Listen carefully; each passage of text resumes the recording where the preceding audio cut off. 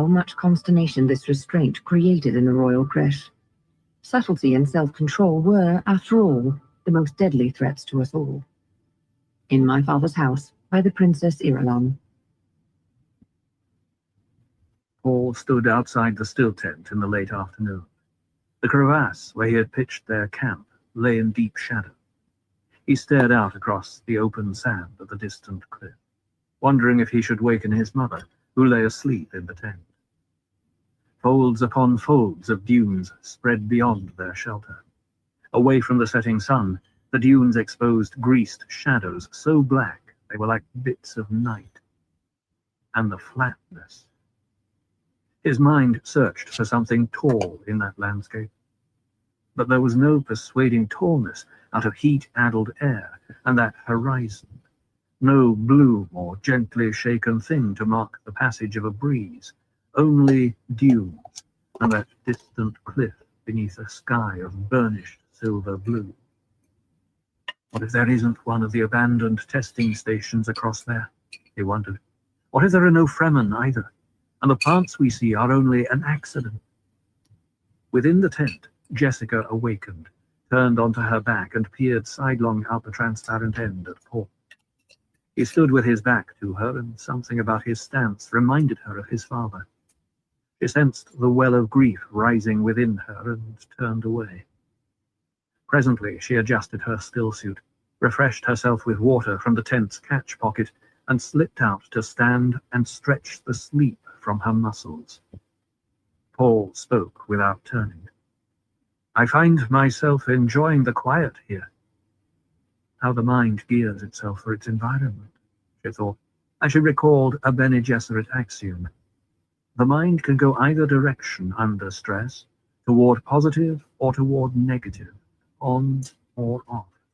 Think of it as a spectrum whose extremes are unconsciousness at the negative end and hyperconsciousness at the positive end. The way the mind will lean under stress is strongly influenced by training. It could be a good life here, Paul said. She tried to see the desert through his eyes, seeking to encompass all the rigors this planet accepted as commonplace, wondering at the possible futures Paul had glimpsed. One could be alone out here, she thought, without fear of someone behind you, without fear of the hunter. She stepped past Paul, lifted her binoculars, adjusted the oil lenses, and studied the escarpment across from them. Yes, saguaro in the arroyos, and other spiny growth, and a matting of low grasses, yellow-green in the shadows. I'll strike camp, Paul said. Jessica nodded, walked to the fisher's mouth where she could get a sweep of the desert, and swung her binoculars to the left. A salt pan glared white there with a blending of dirty tan at its edges. A field of white out there where white was death. But the pan said another thing. Water. At some time, water had flowed across that glaring white. She lowered her binoculars, adjusted her burnous, listened for a moment to the sound of Paul's movements. The sun dipped lower. Shadows stretched across the salt pan. Lines of wild color spread over the sunset horizon. Color streamed into a toe of darkness, testing the sand. Coal-colored shadows spread, and a thick collapse of night blotted the desert. Stars. She stared up at them, sensing Paul's movements as he came up beside her. The desert night focused upward, with a feeling of lift toward the stars. The weight of the day receded. There came a brief flurry of breeze across her face. The first moon will be up soon, Paul said. The pack's ready. I planted the thumper. We could be lost forever in this hell place, she thought, and no one to know. The night wind spread sand runnels that grated across her face, bringing the smell of cinnamon, a shower of odors in the dark. Smell that, Paul said. I can smell it even through the filter, she said. Riches. But will it buy water? She pointed across the basin.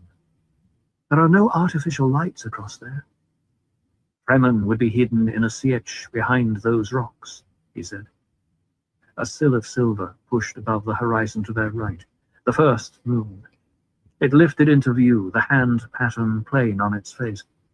Jessica studied the white silver of sand exposed in the light. I planted the thumper in the deepest part of the crevasse, Paul said.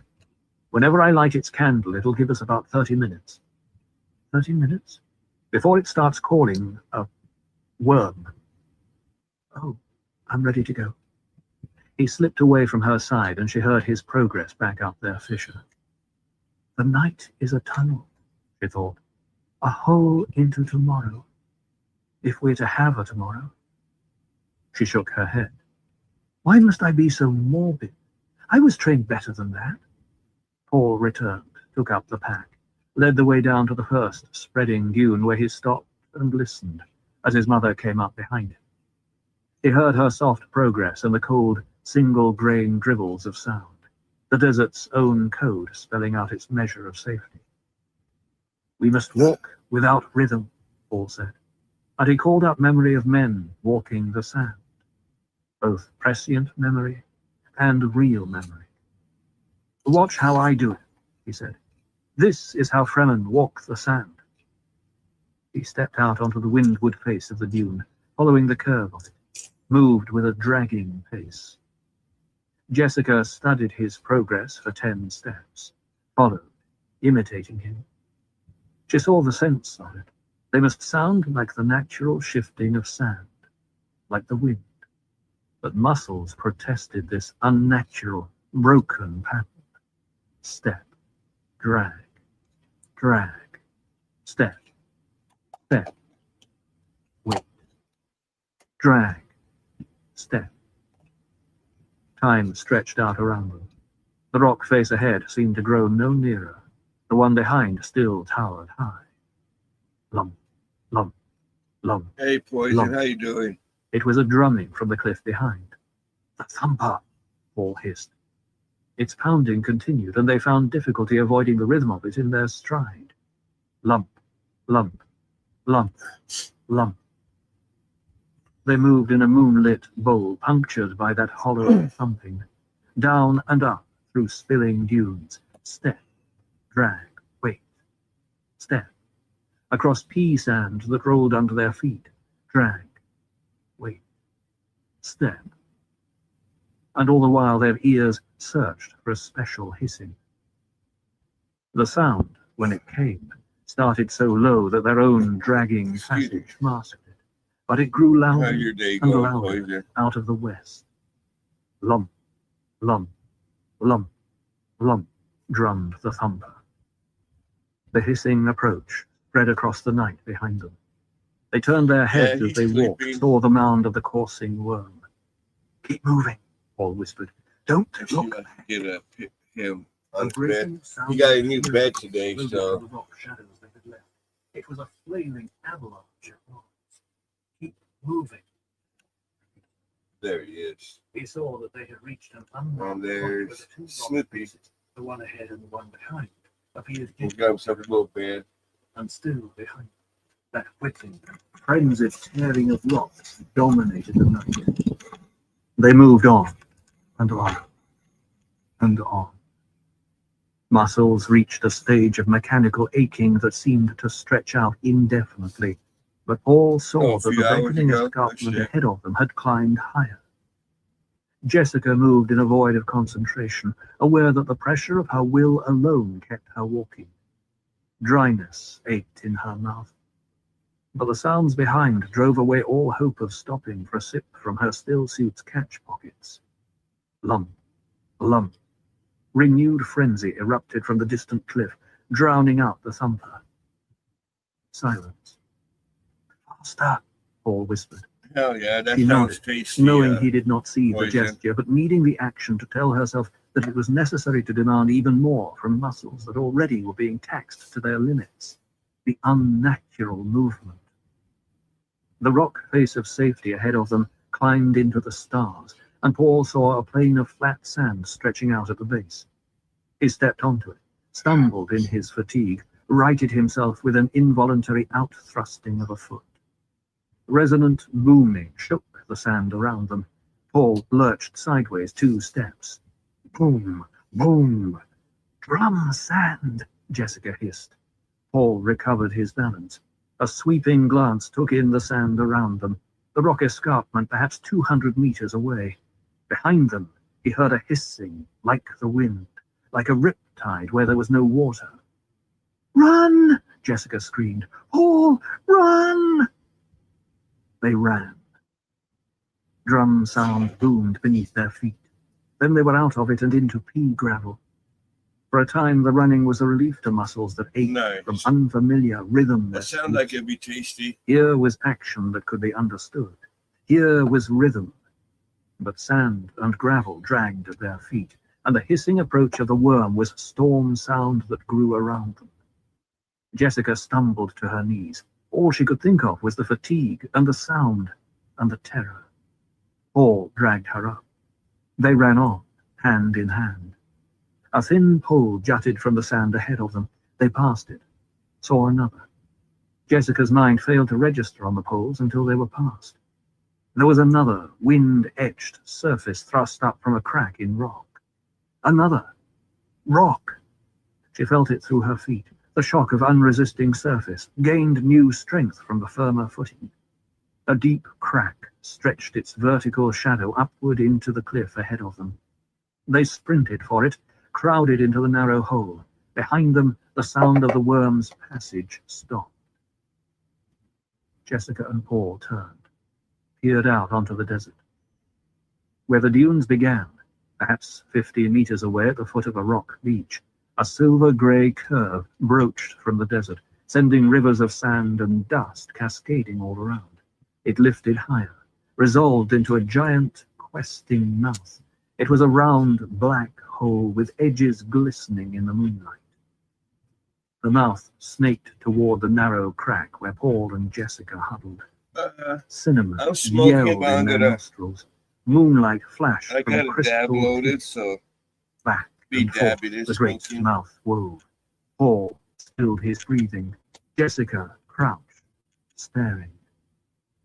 It took intense concentration of her Bene Gesserit training to put down the primal terrors, subduing a race memory fear that threatened to fill her mind.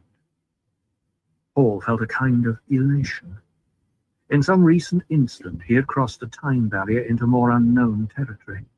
He could sense the darkness ahead, nothing revealed to his inner eye. It was as though some step he had taken had plunged him into a well, or into the trough of a wave where the future was invisible. The landscape had undergone a profound shifting. Instead of frightening him, the sensation of time darkness forced a hyper-acceleration of his other senses. He found himself registering every available aspect of the thing that lifted from the sand there seeking him. Its mouth was some 80 meters in diameter. Crystal teeth with the curved shape of crysknives glinting around the rim. The bellows breath of cinnamon, subtle aldehydes, acids. The worm blotted out the moonlight as it brushed the rocks above them. A shower of small stones and sand cascaded into the narrow hiding place. Paul crowded his mother farther back. Cinnamon. The smell of it flooded across him. What has the worm to do with a spice melange? He asked himself. And he remembered Liet Kynes betraying a veiled reference to some association between worm and spice. Baroom! It was like a peal of dry thunder coming from far off to their right. Again, baroom! The worm drew back onto the sand, lay there momentarily, its crystal teeth weaving moon flashes. Lump, lump, lump, lump. Another thumper, Paul thought. Again it sounded off to their right. A shudder passed through the worm. It drew farther away into the sand. Only a mounded upper curve remained, like half a bell mouth, the curve of a tunnel rearing above the dunes. Sand rasped. The creature sank farther, retreating, turning. It became a mound of cresting sand that curved away through a saddle in the dunes. Paul stepped out of the crack, watched the sand wave recede across the waste toward the new thumper summons. Jessica followed, listening. Lump, Lump, lump, lump, lump. Presently the sound stopped. Paul found the tube into his stillsuit, sipped at the reclaimed water. Jessica focused on his action, but her mind felt blank with fatigue and the aftermath of terror. "Has it gone for sure?" she whispered. "Somebody called it," Paul said. "Fremen." She felt herself recovering. "It was so big." "Not as big as the one that got our thopter." "Are you sure it was Fremen?" "They used a thumper." "Why would they help us?" "Maybe they weren't helping us. Maybe they were just calling a worm." "Why?" An answer lay poised at the edge of his awareness, but refused to come. He had a vision in his mind of something to do with the telescoping barbed sticks in their packs, the maker hooks. "Why would they call a worm?" Jessica asked. A breath of fear touched his mind, and he forced himself to turn away from his mother, to look up the cliff. Oh, no, "We better find a way up there before daylight." No, I usually "Those get my poles dabs we from the passed. store, There are more of them." She looked, unfortunately. following the line of his hand, saw the poles, wind-scratched markers, made out the shadow of a narrow ledge that twisted into a crevasse high above them. "They mark a way up the cliff," he said.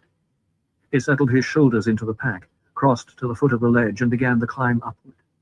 Jessica waited a moment, resting, restoring her strength. Then she followed. Up they climbed, following the guide poles until the ledge dwindled to a narrow lip at the mouth of a dark crevasse.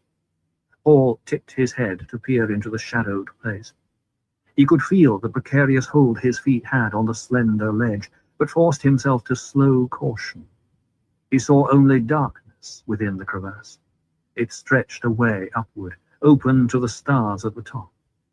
His ears searched, found only sounds he could expect: a tiny spill of sand, an insect burr, the patter of a small running creature. He tested the darkness in the crevasse with one foot, found rock beneath a gritting surface. Slowly he inched around the corner, signaled for his mother to follow. He grasped the loose edge of her robe, helped her around. They looked upward at starlight framed by two rock lips. Paul saw his mother beside him as a cloudy grey movement. "If we could only risk a light," he whispered. "We have other senses than eyes," she said. Paul slid a foot forward, shifted his weight, and probed with the other foot, met an obstruction. He lifted his foot, found a step, pulled himself up onto it. He reached back, felt his mother's arm, tugged at her robe for her to follow. Another step. "It goes on up to the top, I think," he whispered. Shallow and even steps, Jessica thought. Man-carved beyond a doubt. She followed the shadowy movement of Paul's progress, feeling out the steps. Rock walls narrowed until her shoulders almost brushed. The steps ended in a slitted defile about 20 meters long, its floor level, and this opened onto a shallow, moonlit basin. Paul stepped out into the rim of the basin, whispered, "What a beautiful place." Jessica could only stare in silent agreement from her position a step behind him. In spite of weariness, the irritation of recats and nose plugs and the confinement of the still suit, in spite of fear and the aching desire for rest, this basin's beauty filled her senses, forcing her to stop and admire it. "Like a fairyland," Paul whispered. Jessica nodded. Spreading away in front of her stretched desert growth, bushes, cacti, tiny clumps of leaves, all trembling in the moonlight. The ring walls were dark to her left, moon-frosted on her right. "This must be a Fremen place," Paul said. "There would have to be people for this many plants to survive," she agreed. She uncapped the tube to her stillsuit's catch pockets, sipped at it. Warm, faintly acrid wetness slipped down her throat. She marked how it refreshed her. The tube's cap grated against flakes of sand as she replaced it. Movement caught Paul's attention, to his right and down on the basin floor, curving out beneath them. He stared down through smoke bushes and weeds into a wedged slab sand surface of moonlight, inhabited by an up-pop, jump, pop-pop of tiny motion. "Mice!" he hissed. Pop, pop, pop, they went, into shadows and out. Something fell soundlessly past their eyes into the mice. There came a thin screech, a flapping of wings, and a ghostly grey bird lifted away, across the basin, with a small dark shadow in its talons. We need that reminder, Jessica thought. Paul continued to stare across the basin. He inhaled, sensed the softly cutting contralto smell of sage climbing the night. The predatory bird. He thought of it as the way of this desert. It had brought a stillness to the basin so unuttered that the blue milk moonlight could almost be heard flowing across sentinel saguaro and spiked paint bush. There was a low humming of light here, more basic in its harmony than any other music in his universe. "We'd better find a place to pitch the tent," he said. "Tomorrow we can try to find the Fremen who—" "Most intruders here regret finding the Fremen." It was a heavy, masculine voice chopping across his words, shattering the moment. The voice came from above them and to their right. "Please do not run, intruders," the voice said as Paul made to withdraw into the defile. "If you run, you'll only waste your body's water." They want us for the water of our flesh, Jessica thought. Her muscles overrode all fatigue, flowed into maximum readiness without external betrayal. She pinpointed the location of the voice, thinking, such stealth. I didn't hear him. And she realized that the owner of that voice had permitted himself only the small sounds, the natural sounds of the desert. Another voice called from the basin's rim to their left. "Make it quick still. Get their water and let's be on our way. We've little enough time before dawn." Paul, less conditioned to emergency response than his mother, felt chagrin that he had stiffened and tried to withdraw, that he had clouded his abilities by a momentary panic. He forced himself now to obey her teachings. Relax, then fall into the semblance of relaxation, then into the arrested whip-snap of muscles that can slash in any direction. Still, he felt the edge of fear within him and knew its source. This was blind time, no future he had seen. And they were caught between wild Fremen whose only interest was the water carried in the flesh of two unshielded bodies. This Fremen religious adaptation, then, is the source of what we now recognize as the pillars of the universe, whose Pt.5 are among us all with signs and proofs and prophecy. They bring us the Arakeen mystical fusion, whose profound beauty is typified by the stirring music built on the old forms, but stamped with the new awakening. Who has not heard and been deeply moved by the old man's hymn? I drove my feet through a desert, whose mirage fluttered like a host. Voracious for glory, greedy for danger, I roamed the horizons of Al-Kulab, watching time level mountains in its search and its hunger for me. And I saw the sparrows swiftly approach, bolder than the onrushing wolf. They spread in the tree of my youth. I heard the flock in my branches, and was caught on their beaks and claws. From Arrakis Awakening by the Princess Irulan. The man crawled across a dune top. He was a mote caught in the glare of the noon sun. He was dressed only in torn remnants of a jubba cloak, his skin bare to the heat through the tatters. The hood had been ripped from the cloak, but the man had fashioned a turban from a torn strip of cloth. Wisps of sandy hair protruded from it, matched by a sparse beard and thick brows. Beneath the blue within blue eyes, remains of a dark stain spread down to his cheeks. A matted depression across mustache and beard showed where a still-suit tube had marked out its path from nose to catch pockets. The man stopped half across the dune crest, arms stretched down the slip face. Blood had clotted on his back and on his arms and legs. Patches of yellow-grey sand clung to the wounds. Slowly, he brought his hands under him, pushed himself to his feet, stood there swaying. And even in this almost random action, there remained a trace of once precise movement. I am Liet Kynes. I am His Imperial Majesty's planetologist, planetary ecologist for Arrakis. I am steward of this land. Reload this up. He and we'll do stumbled, that. fell sideways along the crusty surface of the windward face, his hands dug feebly into the sand. I am steward of this sand, he thought. He realized that he was semi-delirious, that he should dig himself into the sand, find the relatively cool underlayer and cover himself with it. But he could still smell the rank, semi-sweet esters of a pre-spice pocket somewhere underneath this sand. He knew the peril within this fact more certainly than any other friend. If he could smell the pre-spice mass, that meant the gases deep under the sand were nearing explosive pressure. He had to get away from here. His hands made weak, scrabbling motions along the dune face. A thought spread across his mind, clear, distinct. The real wealth of a planet is in its landscape, how we take part in that basic source of civilization, agriculture. And he thought how strange it was that the mind, long fixed on a single track, could not get off that track.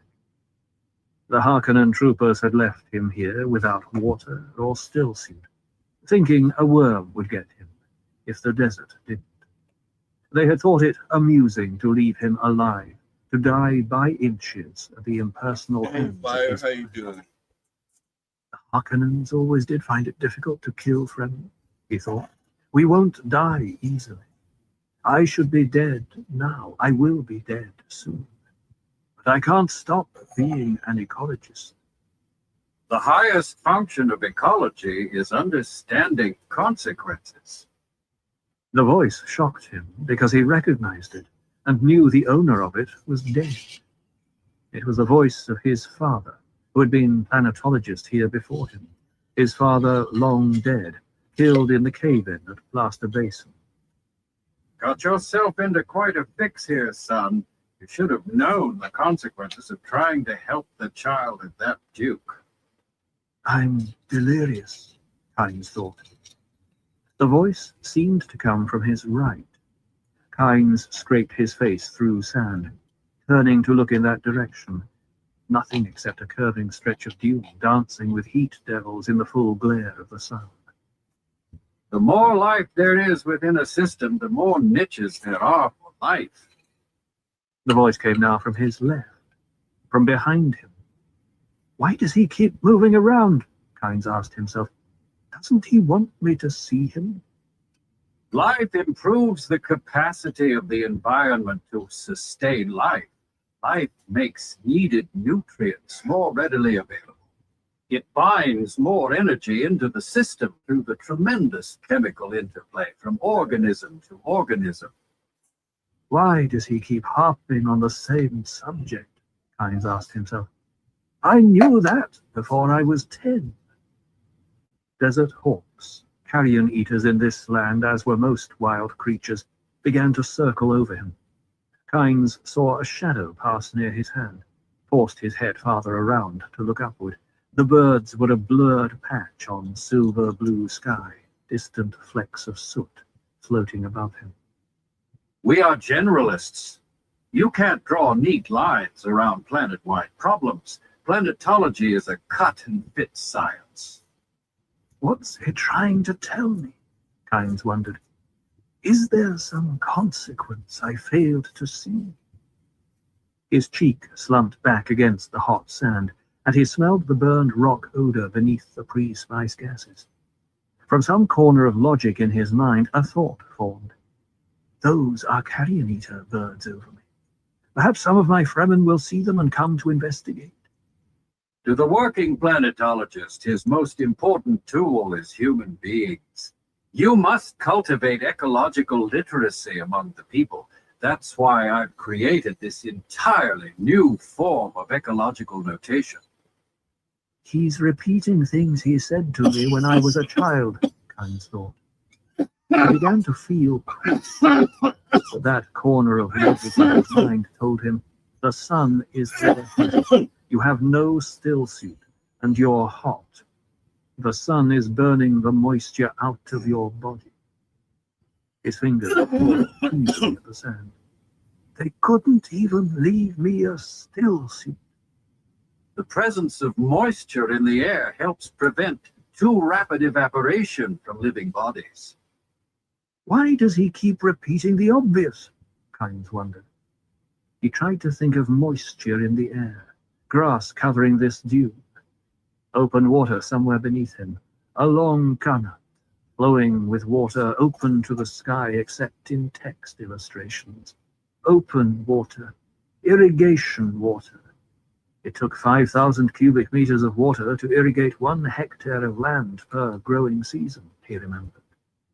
Our first goal on Arrakis is grassland provinces. We will start with these mutated poverty grasses. When we have moisture locked in grasslands, we'll move on to start upland forests. Then a few open bodies of water, small at first, and situated along lines of prevailing winds with wind-trapped moisture precipitators spaced in the lines to recapture what the wind steals. We must create a true sirocco, a moist wind, but we will never get away from the necessity for wind traps. Always lecturing me, Kynes thought. Why doesn't he shut up? Can't he see I'm dying? You will die too if you don't get off the bubble that's forming right now deep underneath you. It's there and you know it. You can smell the pre-spice gases. You know the little makers are beginning to lose some of their water into the mass. The thought of that water beneath him was maddening. He imagined it now, sealed off in strata of porous rock by the leathery half-plant, half-animal little makers, and the thin rupture that was pouring a cool stream of clearest, pure, liquid, soothing water into a pre-spice mass. He inhaled, smelling the rank sweetness. The odor was much richer around him than it had been. Kynes pushed himself to his knees, heard a bird screech, the hurried flapping of wings. This is Spice Desert, he thought. Hell yeah, There must be Fremen about even in the day sun. That was good. Surely they can see the birds, and will investigate. Movement across the landscape is a necessity for animal life. Nomad peoples follow the same necessity. Lines of movement adjust to physical needs for water, food, minerals. We must control this movement now, align it for our purposes. Shut up, old man. We must do a thing on Arrakis never before attempted for an entire planet. We must use man as a constructive ecological force, inserting adapted terraform life, a plant here, an animal there, a man in that place, to transform the water cycle, to build a new kind of landscape. Shut up. It was lines of movement that gave us the first clue to the relationship between worms and spice. A worm, Kynes thought, with a surge of hope. A maker's sure to come when this bubble bursts. But I have no hooks. How can I mount a big maker without hooks? He could feel frustration sapping what little strength remained to him. Water so near, only 100 meters or so beneath him. A worm sure to come, but no way to trap it on the surface and use it. Kynes pitched forward onto the sand, returning to the shallow depression his movements had defined. He felt sand hot against his left cheek, but the sensation was remote. The Arakeen environment built itself into the evolutionary pattern of native life forms. How strange that so few people ever looked up from the spice long enough to wonder at the near-ideal nitrogen-oxygen-CO2 balance being maintained here in the absence of large areas of plant cover. The energy sphere of the planet is there to see and understand. A relentless process, but a process nonetheless. There is a gap in it. then something occupies that gap. Science is made up of so many things that appear obvious after they are explained. I knew the little maker was there, deep in the sand, long before I ever saw it. Please stop lecturing me, Father. A hawk landed on the sand near his outstretched hand. Kynes saw it fold its wings, tip its head to stare at him. He summoned the energy to croak at it. The bird hopped away 2 steps, but continued to stare at him. Men and their works have been a disease on the surface of their planets before now. Nature tends to compensate for diseases, to remove or encapsulate them, to incorporate them into the system in her own way. The hawk lowered its head, stretched its wings, refolded them. It transferred its attention to his outstretched hand. Kynes found that he no longer had the strength to croak at it. The historical system of mutual pillage and extortion stops here on Arrakis. You cannot go on forever stealing what you need without regard to those who come after.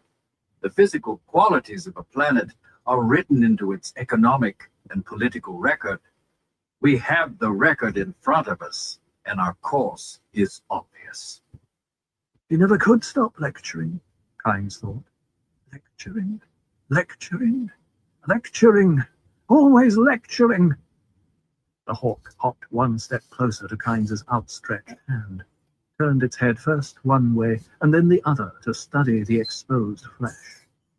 Arrakis is a one-crop planet. One crop. It supports a ruling class that lives as ruling classes have lived in all times, while beneath them a semi-human mass of semi-slaves exists on the leavings. It's the masses and the leavings that occupy our attention. These are far more valuable than has ever been suspected. I'm ignoring you, Father. Go away. And he thought, surely there must be some of my Fremen near. They cannot help but see the birds over me. They will investigate, if only to see if there's moisture available. The masses of Arrakis will know that we work to make the land flow with water. Most of them, of course, will have only a semi-mystical understanding of how we intend to do this. Many, not understanding the prohibitive mass ratio problem, may even think we'll bring water from some other planet rich in it. Let them think anything they wish, as long as they believe in us. In a minute, I'll get up and tell him what I think of him, Kynes thought. Standing there lecturing me when he should be helping me. The bird took another hop closer to Kynes's outstretched hand. 2 more hawks drifted down to the sand behind it. Religion and law among our masses must be one and the same. An act of disobedience must be a sin and require religious penalties. This will have the dual benefit of bringing both greater obedience and greater bravery. We must depend not so much on the bravery of individuals, you see, as upon the bravery of a whole population. Where is my population now, when I need it most? Kynes thought. He summoned all his strength, moved his hand a finger's width toward the great hawk. It hopped backward among its companions, and all stood poised for flight. Our timetable will achieve the stature of a natural phenomenon. A planet's life is a vast, tightly interwoven fabric. Vegetation and animal changes will be determined, at first, by the raw physical forces we manipulate. As they establish themselves there, our changes will become controlling influences in their own right, and we will have to deal with them too. Keep in mind, though, that we need control only 3% of the energy's surface. Only 3%. To tip the entire structure over into our self-sustaining system. Why aren't you helping me? Kynes wondered. Always the same. When I need you most, you fail me. He wanted to turn his head, to stare in the direction of his father's voice, stare the old man down. Muscles refused to answer his demand. Kynes saw the hawk move. It approached his hand, a cautious step at a time, while its companions waited in mock indifference. The hawk stopped only a hop away from his hand. A profound clarity filled Kynes's mind. He saw quite suddenly a potential for Arrakis that his father had never seen. The possibilities along that different path flooded through him. No more terrible disaster could befall your people than for them to fall into the hands of a hero. Reading my mind, Kynes thought. Well, let him. The messages already have been sent to my Sietch villages. Nothing can stop them. If the Duke's son is alive, they'll find him and protect him as I have commanded. They may discard the woman, his mother, but they'll save the boy. The hawk took one hop that brought it within slashing distance of his hand. It tipped its head to examine the supine flesh. Abruptly, it straightened, stretched its head upward, and with a single screech, leaped into the air and banked away overhead with its companions behind it. They've come, Kynes thought. My Fremen have found me. Then he heard the sand rumbling.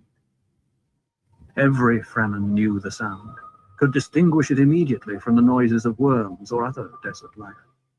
Somewhere beneath him, the pre-spice mass had accumulated enough water and organic matter from the little makers, had reached the critical stage of wild growth. A gigantic bubble of carbon dioxide was forming deep in the sand, heaving upward in an enormous blur, with a dust whirlpool at its center. It would exchange what had been formed deep in the sand for whatever lay on the surface. The hawks circled overhead, screeching their frustration. They knew what was happening. Any desert creature would know. And I am a desert creature, Kynes thought. You see me, Father? I am a desert creature. He felt the bubble lift him, felt it break, and the dust whirlpool engulf him, dragging him down into cool darkness. For a moment, the sensation of coolness and the moisture were blessed relief. Then, as his planet killed him, it occurred to Kynes that his father and all the other scientists were wrong, that the most persistent principles of the universe were accident and error. Even the hawks could appreciate these facts. Prophecy and prescience. How can they be put to the test in the face of the unanswered question? Consider, how much is actual prediction of the waveform, as Muad'Dib referred to his vision image, and how much is the prophet shaping the future to fit the prophecy? What of the harmonics inherent in the act of prophecy? Does the prophet see the future, or does he see a line of weakness, a fault, or cleavage that he may shatter with words or decisions, as a diamond cutter shatters his gem with the blow of a knife? Private Reflections on Muad'Dib by the Princess Irulan. Get their water, the man calling out of the night had said, and Paul fought down his fear, glanced at his mother. His trained eyes saw her readiness for battle, the waiting whip-snap of her muscles. It would be regrettable should we have to destroy you out of hand, the voice above them said. That's the one who spoke to us first, Jessica thought. There are at least two of them, one to our right and one on our left. Signoro robosa sucaris in mange la chagavas, doi me cavavas, na beslas, lele palrobas. It was the man to their right, calling out across the basin. To Paul, the words were gibberish, but out of her Bene Gesserit training, Jessica recognized the speech. It was Chakobsa, one of the ancient hunting languages, and the man above them was saying that perhaps these were the strangers they saw. In the sudden silence that followed the calling voice, the hoop-wheel face of the second moon, faintly ivory blue, rolled over the rocks across the basin, bright and peering. Scrambling sounds came from the rocks above and to both sides, dark motions in the moonlight. Many figures flowed through the shadows. A whole troop, Paul thought with a sudden pang. A tall man in a mottled burnous stepped in front of Jessica.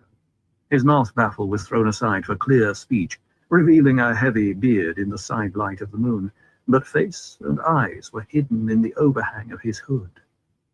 "What have we here? Jinn or human?" he asked. When Jessica heard the true banter in his voice, she allowed herself a faint hope. This was the voice of command, the voice that had first shocked them with its intrusion from the night. "Human, I warrant," the man said. Jessica sensed, rather than saw, the knife hidden in a fold of the man's robe. She permitted herself one bitter regret that she and Paul had no shields. "Do you also speak?" the man asked. Jessica put all the royal arrogance at her command into her manner and voice. Reply was urgent, but she had not heard enough of this man to be certain she had a register on his culture and weaknesses.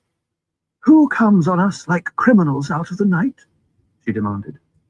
The burnous hooded head showed tension in a sudden twist, then slow relaxation that revealed much. The man had good control. Paul shifted away from his mother to separate them as targets and give each of them a clearer arena of action. The hooded head turned at Paul's movement, opening a wedge of face to moonlight. Jessica saw a sharp nose, one glinting eye, dark, so dark the eye, without any white in it, a heavy brown and upturned mustache. "A likely come," the man said. "If you're fugitives from the Harkonnens, it may be your welcome among us." "What is it, boy?" The possibilities flashed through Paul's mind. A trick? A fact? Immediate decision was needed. "Why should you welcome fugitives?" he demanded. "A child who thinks and speaks like a man," the tall man said. "Well now, to answer your question, my young Wally, I am one who does not pay the Pt.5, the water tribute, to the Harkonnens. That is why I might welcome a fugitive." He knows who we are, Paul thought. There's concealment in his voice. "I am Stilgar, the Fremen," the tall man said. "Does that speed your tongue, boy?" It is the same voice, Paul thought. And he remembered the council with this man, seeking the body of a friend slain by the Harkonnens. "I know you, Stilgar," Paul said. "I was with my father in council when you came for the water of your friend. You took away with you my father's man, Duncan Idaho, an exchange of friends. And Idaho abandoned us to return to his duke," Stilgar said. Jessica heard the shading of disgust in his voice, held herself prepared for attack. The voice from the rocks above them called, "We waste time here still." "This is the duke's son," Stilgar barked. "He's certainly the one Liet told us to seek. But a child still. The duke was a man, and this lad used a thumper," Stilgar said. "That was a brave crossing he made in the path of Shai Hulul." And Jessica heard him excluding her from his thoughts. Had he already passed sentence? "We haven't time for the test," the voice above them protested. "Yet he could be Lisan al-Gaib," Stilgar said. He's looking for an omen, Jessica thought. "But the woman," the voice above them said. Jessica readied herself anew. There had been death in that voice. "Yes, the woman," Stilgar said. "And her water." "You know the law," said the voice from the rocks. "Ones who cannot live with the desert." "Be quiet," Stilgar said. "Times change." "Did Liet command this?" asked the voice from the rocks. "You heard the voice of the Cielago, Jamis," Stilgar said. "Why do you press me?" And Jessica thought, Cielago. The clue of the tongue opened wide avenues of understanding. This was the language of Ilm and Fik, and Cielago meant bat, a small flying mammal, voice of the Cielago.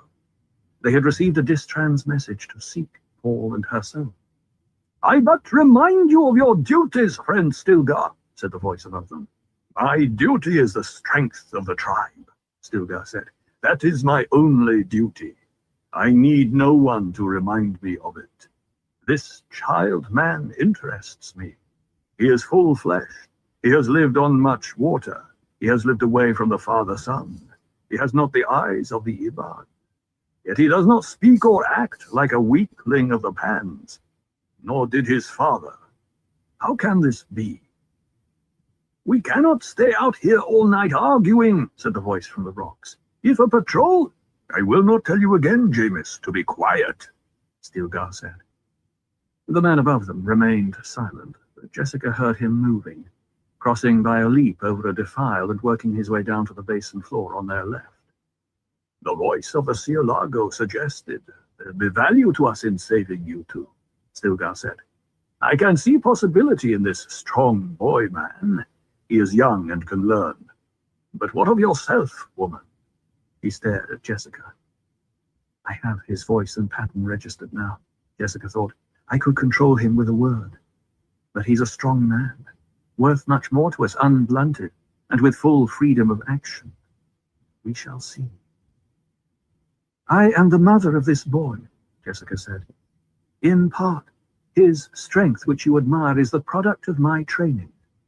"The strength of a woman can be boundless," Stilgar said. "Certain it is in a reverend mother. Are you a reverend mother?"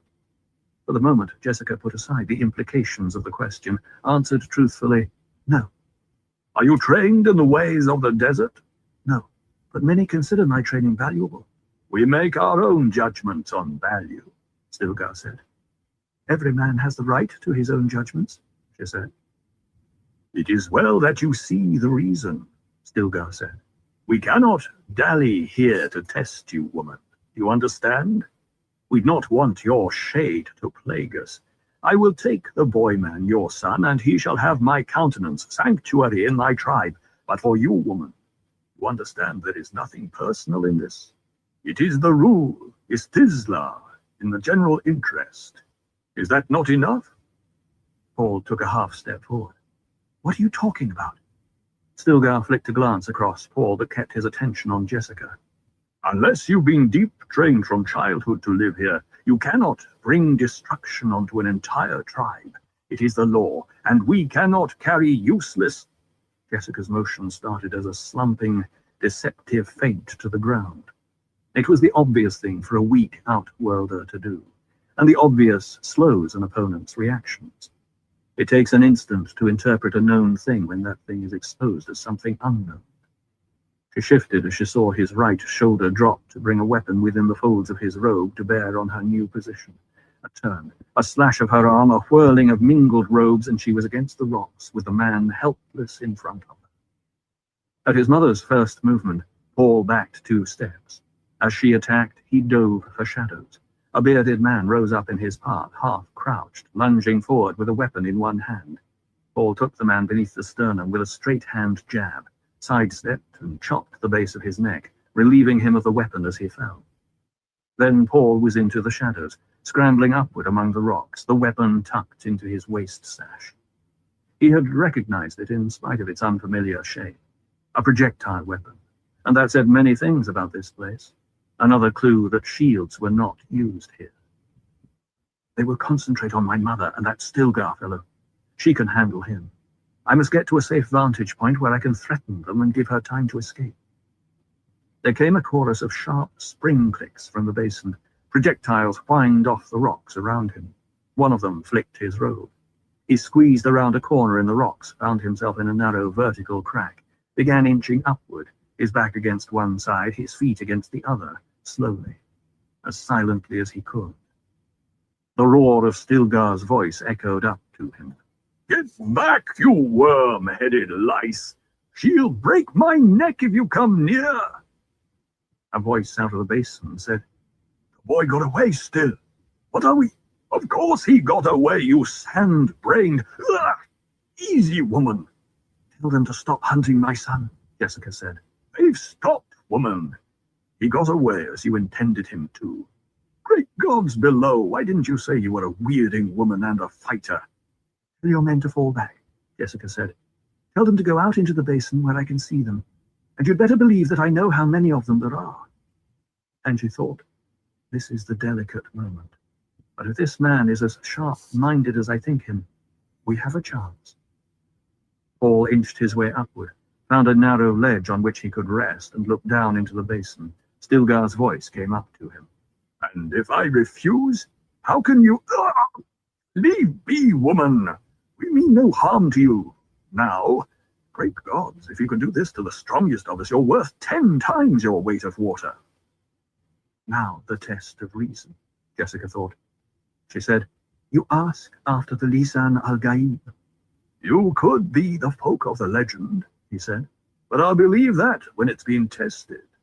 All I know now is that you came here with that stupid duke who... Woman! I care not if you kill me. He was honorable and brave, but it was stupid to put himself in the way of the Harkonnen fist. Silence.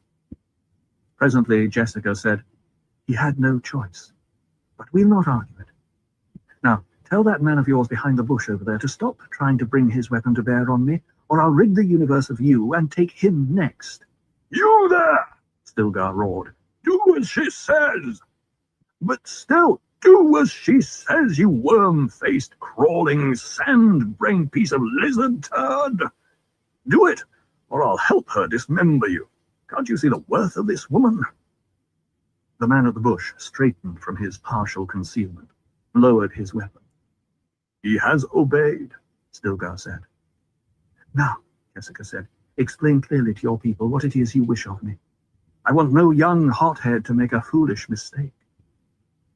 When we slip into the villages and towns, we must mask our origin, blend with the Pan and Graven folk, Stilgar said. We carry no weapons, for the Chris knife is sacred. But you, woman, you have the weirding ability of battle. We'd only heard of it, and many doubted, but one cannot doubt what he sees with his own eyes. You mastered an armed Fremen. This is a weapon no search could expose. There was a stirring in the basin as Stilgar's words sank home. And if I agree to teach you the weirding way? My countenance for you, as well as your son. How can we be sure of the truth in your promise? Stilgar's voice lost some of its subtle undertone of reasoning, took on an edge of bitterness. Out here, woman, we carry no paper for contracts. We make no evening promises to be broken at dawn. When a man says a thing, that's the contract. As leader of my people, I put them in bond to my word. Teach us this weirding way, and you have sanctuary with us as long as you wish. Your water shall mingle with our water. Can you speak for all Fremen? Jessica asked.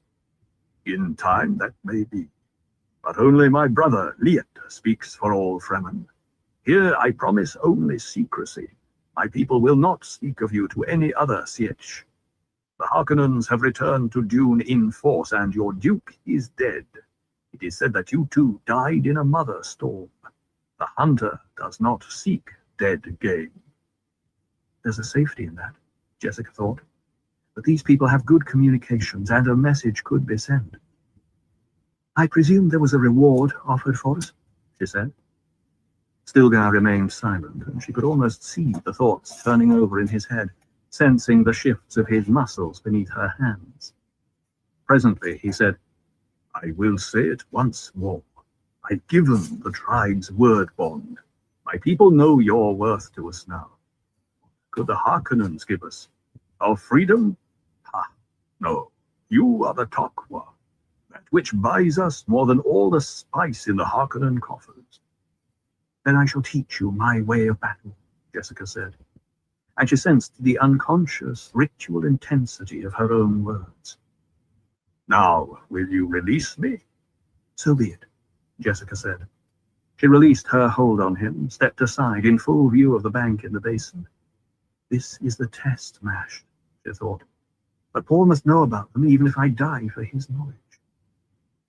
In the waiting silence, Paul inched forward to get a better view of where his mother stood.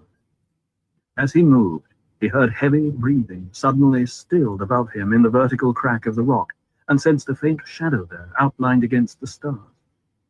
Stilgar's voice came up from the basin. You up there! Stop hunting the boy! He'll come down presently. The voice of a young boy or a girl sounded from the darkness above Paul. But still, he can't be far from... I said leave him be, Cheney! You spawn of a lizard! There came a whispered imprecation from above Paul and a low voice. Call me spawn of a lizard! But the shadow pulled back out of view. Paul returned his attention to the basin, picking out the grey-shadowed movement of Stilgar beside his mother. Come in, all of you, Stilgar called. He turned to Jessica. And now I'll ask you how we may be certain you'll fulfill your half of our bargain. You're the ones lived with papers and empty contracts and such as... We of the Bene Gesserit don't break our vows any more than you do, Jessica said. There was a protracted silence, then a multiple hissing of voices. A Bene Gesserit witch. Paul brought his captured weapon from his sash, trained it on the dark figure of Stilgar, but the man and his companions remained immobile, staring at Jessica. It is the legend, someone said. It was said that the Shadout Mapes gave this report on you, Stilgar said. But a thing so important must be tested. If you are the Bene Gesserit of the legend whose son will lead us to paradise... He shrugged. Jessica sighed, thinking, so, a Missionaria Protectiva even planted religious safety valves all through this hellhole. Ah well, it'll help, and that's what it was meant to do. She said, the seeress who brought you the legend, she gave it under the binding of Karama and Ijaz, the miracle and the inimitability of the prophecy. This I know. Do you wish a sign? His nostrils flared in the moonlight. We cannot tarry for the rites, he whispered. Jessica recalled a chart Kynes had shown her while arranging emergency escape routes. How long ago, it seemed. There had been a place called Sietch Tabor on the chart, and beside it the notation, Stilgar. Perhaps when we get to Sietch Tabor, she said. The revelation shook him, and Jessica thought, if only he knew the tricks we use. She must have been good, that Bene Gesserit, the Missionaria Protectiva. These Fremen are beautifully prepared to believe in us. Stilgar shifted uneasily. We must go now. She nodded, letting him know that they left with her permission. He looked up at the cliff almost directly at the rock ledge where Paul crouched. You there, lad. You may come down now. He returned his attention to Jessica, spoke with an apologetic tone. Your son made an incredible amount of noise climbing. He has much to learn lest he endanger us all. But he's young. No doubt we have much to teach each other, Jessica said. Meanwhile, you'd best see to your companion out there. My noisy son was a bit rough in disarming him. Stilgar whirled, his hood flapping. Where? Beyond those bushes, she pointed. Stilgar touched two of his men. See to it. He glanced at his companions, identifying them. Jameis is missing. He turned to Jessica. Even your cub knows the weirding way. And you'll notice that my son hasn't stirred from up there as you ordered, Jessica said. The two men Stilgar had sent returned, supporting a third, who stumbled and gasped between them. Stilgar gave them a flicking glance, returned his attention to Jessica. The son will take only your orders, eh? Good. He knows discipline. Paul, you may come down now, Jessica said. Paul stood up, emerging into moonlight above his concealing cleft, slipped the Fremen weapon back into his sash. As he turned, another figure arose from the rocks to face him. In the moonlight and reflection off grey stone, Paul saw a small figure in Fremen robes, a shadowed face peering out at him from the hood, and the muzzle of one of the projectile weapons aimed at him from a fold of robe. I am Cheney, daughter of Leah. The voice was lilting, half filled with laughter. I would not have permitted you to harm my companions, she said. Paul swallowed. The figure in front of him turned into the moon's path, and he saw an elfin face, black pits of eyes.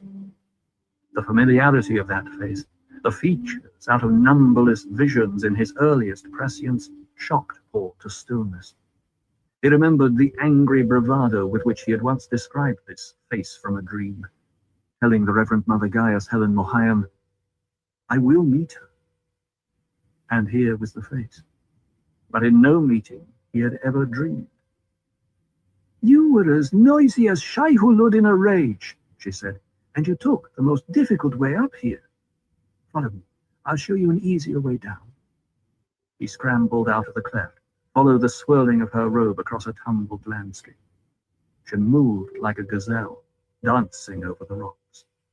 Paul felt hot blood in his face, was thankful for the darkness. Girl.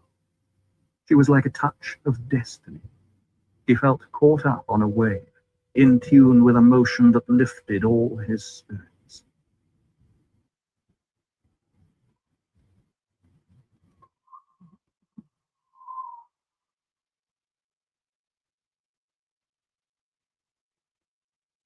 They stood presently amidst the Fremen on the basin floor.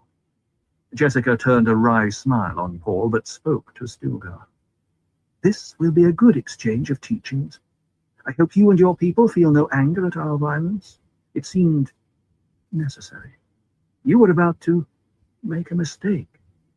To save one from a mistake is a gift of paradise, Stilgar said. He touched his lips with his left hand, lifted the weapon from Paul's waist with the other, tossed it to a companion. "You will have your own Mauler pistol, lad, when you've earned it." Paul started to speak, hesitated, remembering his mother's teaching. Beginnings are such delicate times. "My son has what weapons he needs," Jessica said. She stared at Stilgar, forcing him to think of how Paul had acquired the pistol. Stilgar glanced at the man Paul had subdued, James. The man stood at one side, head lowered, breathing heavily. "You are a difficult woman," Stilgar said. He held out his left hand to a companion, snapped his fingers. "Kushtibakate." More Chakotsa, Jessica thought. The companion pressed 2 squares of gauze into Stilgar's hand.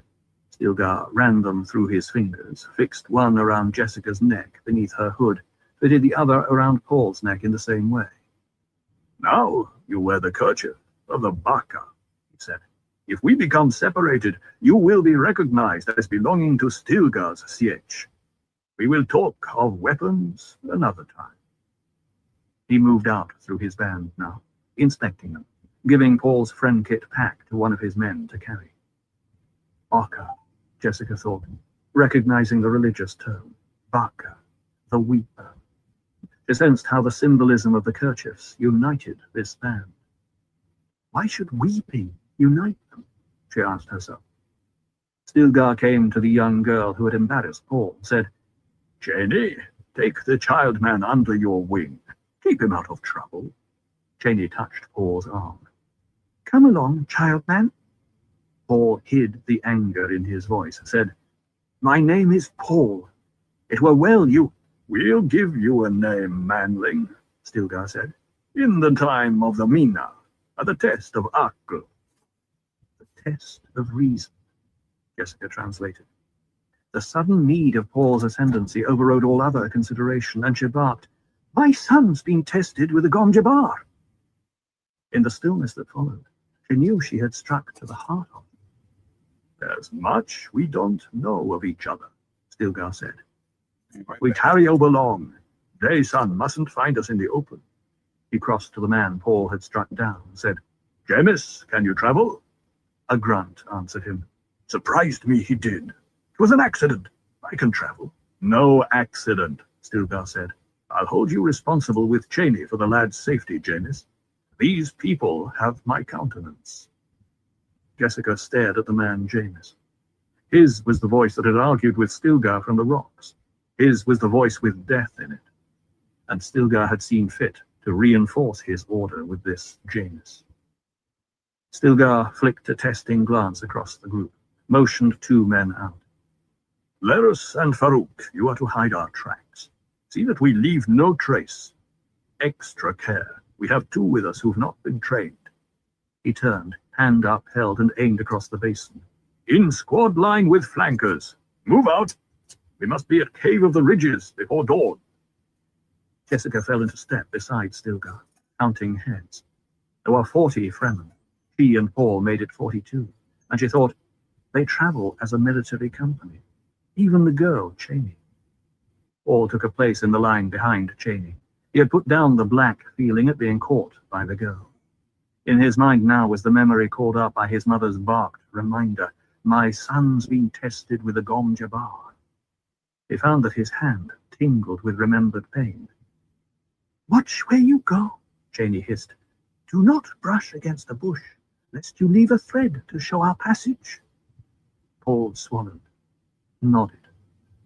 Jessica listened to the sounds of the troop, hearing her own footsteps, and paused, marveling at the way the Fremen moved. There were 40 people crossing the basin, with only the sounds natural to the place, ghostly feluccas, their robes flitting through the shadows. Their destination was Sietch Tabor, Stilgar's Sietch. She turned the word over in her mind. Sietch. It was a Chekobsa word, unchanged from the old hunting language out of countless centuries. Sietch, a meeting place in time of danger. The profound implications of the word and the language were just beginning to register with her after the tension of their encounter. We move well, Stilgar said. With Shai-Hulud's favor, we'll reach Cave of the Ridges before dawn. Jessica nodded, conserving her strength, sensing the terrible fatigue she held at bay by force of will, and, she admitted it, by the force of elation. Her mind focused on the value of this troop, seeing what was revealed here about the Fremen culture. All of them, she thought, an entire culture trained to military order. What a priceless thing is here for an outcast duke. The Fremen were supreme in that quality the ancients called Spannungsbogen, which is the self-imposed delay between desire for a thing and the act of reaching out to grasp that thing. From the wisdom of Muad'Dib by the Princess Irulan. They approached Cave of the Ridges at dawnbreak, moving through a split in the basin wall so narrow they had to turn sideways to negotiate it. Jessica saw Stilgar detach guards in the thin dawn light, saw them for a moment as they began their scrambling climb up the cliff. Paul turned his head upward as he walked, seeing the tapestry of this planet cut in cross-section with a narrow cleft gate toward grey-blue sky. Cheney pulled at his rope to hurry him, said, Quickly, it is already light. The men who climbed above us, where are they going? Paul whispered. The first day watch, she said. Hurry now. A guard left outside, Paul thought. Wise. But it would have been wiser still for us to approach this place in separate bands. Less chance of losing the whole troop. He paused in the thought, realizing that this was guerrilla thinking. And he remembered his father's fear that the Atreides might become a guerrilla house. Faster, Cheney whispered. Paul sped his steps, heard the swish of robes behind, and he thought of the words of the Sirat from Yui's tiny OC Bible. Paradise on my right, hell on my left, and the angel of death behind. He rolled the quotation in his mind. They rounded a corner where the passage widened.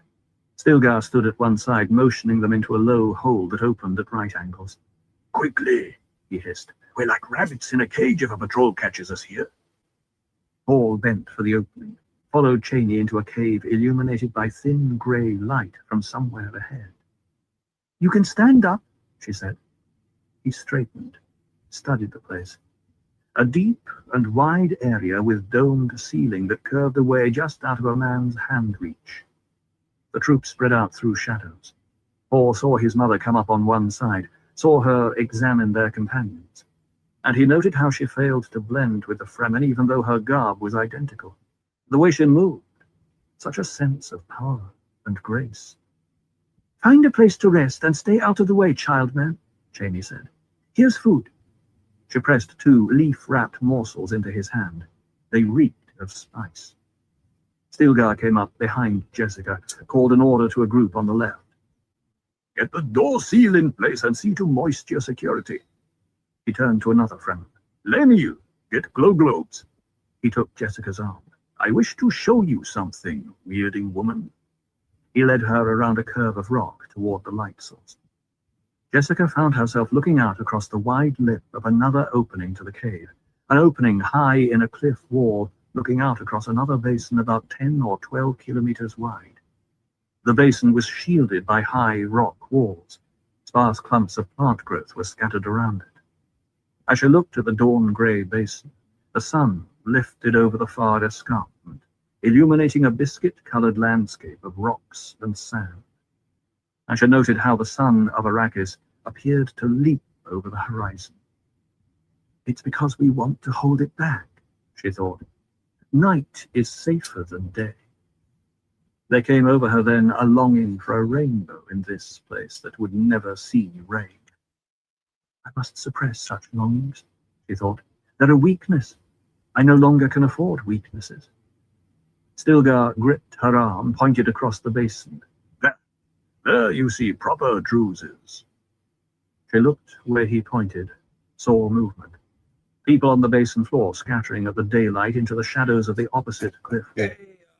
In spite of the distance, their movements were plain in the clear air. Hope you're doing She good. lifted her binoculars from beneath her robe, focused the oil lenses on the distant people. Kerchiefs fluttered like a flight of multicolored butterflies. That is home, Stilgar said. we will be there this night. He stared across the Yeah, basin, tugging at his mustache. My Smoking people boy. stayed out over late working. That means there are no patrols about. I'll Hey, signal watch them TV. later, and they'll prepare for us. Your people show good discipline, Jessica said. She lowered the binoculars, saw that Stilgar was looking at them. They obey the preservation of the tribe, he said. It is the way we choose among us for How a you leader. doing, Oz? The leader is the one who is strongest, the one who brings water and security. He lifted his attention to her face. She returned his stare, noted the whiteless eyes, the stained eye pits, the dust-rimmed beard and mustache, the line of the catch tube curving down from his nostrils into his still suit. Have I compromised your leadership by besting you, Stilgar? She asked. You did not call me out, He said. It's important that the leader keep the respect of his troop, she said. Isn't a one of those sand lice I cannot handle, Stilgar said. When you bested me, you bested us all. Now they hope to learn from you the weirding way. Some are curious to see if you intend to call me out. She weighed the implications. By besting you in formal battle? He nodded. I'd advise you against this, because they'd not follow you. You're not of the sand. They saw this in our night's passage. Practical people, she said. True enough. He glanced at the basin. We know our needs, but not many are thinking deep thoughts now, this close to home. We've been out over long arranging to deliver our spice quota to the free traders for the Cursed Guild. May their faces be forever black. Jessica stopped in the act of turning away from him, looked back up into his face. The guild? What has the guild to do with your spice? It's Liet's command, Stilgar said. We know the reason, but the taste of it sours us. We bribed the guild with a monstrous Hell, payment in spice to keep our skies that's clear pretty of much what I'm satellites doing and too. such, that none may spy what we least I do to the was, face till- of Arrakis. I got kicked off. She weighed out her words, remembering that Have internet Paul had said connection, this but it must said that be I the had to have reason internet Arakian connection. skies were clear of Don't make no damn satellites. sense. And what is it you do to the face of Arrakis that Because must I not didn't be have seen? internet connection. We change it. Slowly, I wouldn't be but able to with be streaming certainty, right now. to make it fit for human life. Our generation will not see it, nor our children, nor our children's children, nor the grandchildren of their children, but it will come. He stared with veiled eyes out over the basin. Open water and tall green plants, people walking freely without still seats. So that's the dream of this Liet kind, she thought. And she said, bribes are dangerous. They have a way of growing larger and larger. They grow, He said. but the slow way is the safe way. Jessica turned, looked out over the basin, trying to see it the way Stilgar was seeing it in his imagination. She saw only the greyed mustard stain of distant rocks, and a sudden hazy motion in the sky above the cliffs. "Ah," Stilgar said. She thought at first it must be a patrol vehicle, then realized it was a No mirage, shit, hell yeah, another you got me on landscape that. hovering over the I just desert, have my sand and a distant wavering my, of greenery. And in the laptop, middle I have distance, it a I'm long streaming on. worm traveling the I have surface my TV of what looked like playing a Fremen movie or robes fluttering on trying its to back. find a movie to play. The And I mirage have a game faded. going on my tablet. It I would have be better to I ride. played at a Stilgar said. raid. But we cannot Shadow permit a Collection. maker into this space. Thus, we must walk I've been again playing tonight. that for a couple years Me. now. Their word for worm. So I got She that thought. playing right now. She measured the import of his words, the statement that they could not permit a worm into this basin. She knew what she had seen in the mirage. Fremen riding on the back of a giant worm. It took heavy control not to betray her shock at the implications. We must be getting back to the others, Stilgar said. Else my people may suspect I dally with you. Some already are jealous that my hands tasted your loveliness when we struggled last night in Dune Basin. That will be enough of that, Jessica snapped. No offense, Stilgar said, and his voice was mild. Women among us are not taken against their will. And with you, He shrugged. even that convention isn't required. You will keep in mind that I was a duke's lady, she said, but her voice was calmer. As you wish, He said. it's magic to seal off Yeah, I the would token, imagine to Fan permit Center like relaxation of still suit discipline. My people Then I need had to lots of rest in shit. I comfort think this it's day. online Their with families will give them little TV. rest on the morrow. this little game going. Silence and my fell between streaming. Jessica stared out into the sunlight. She had My heard phone what she had to heard chat. in Stilgar's voice, the unspoken offer of more than his countenance. Did he need a wife? She realized she could step into that place with him. It would be one way to end conflict over tribal leadership, female properly aligned with male. But what of Paul, then? Who could tell yet what rules of parenthood prevailed here? And what of the unborn daughter she had carried these few weeks? What of a dead duke's daughter?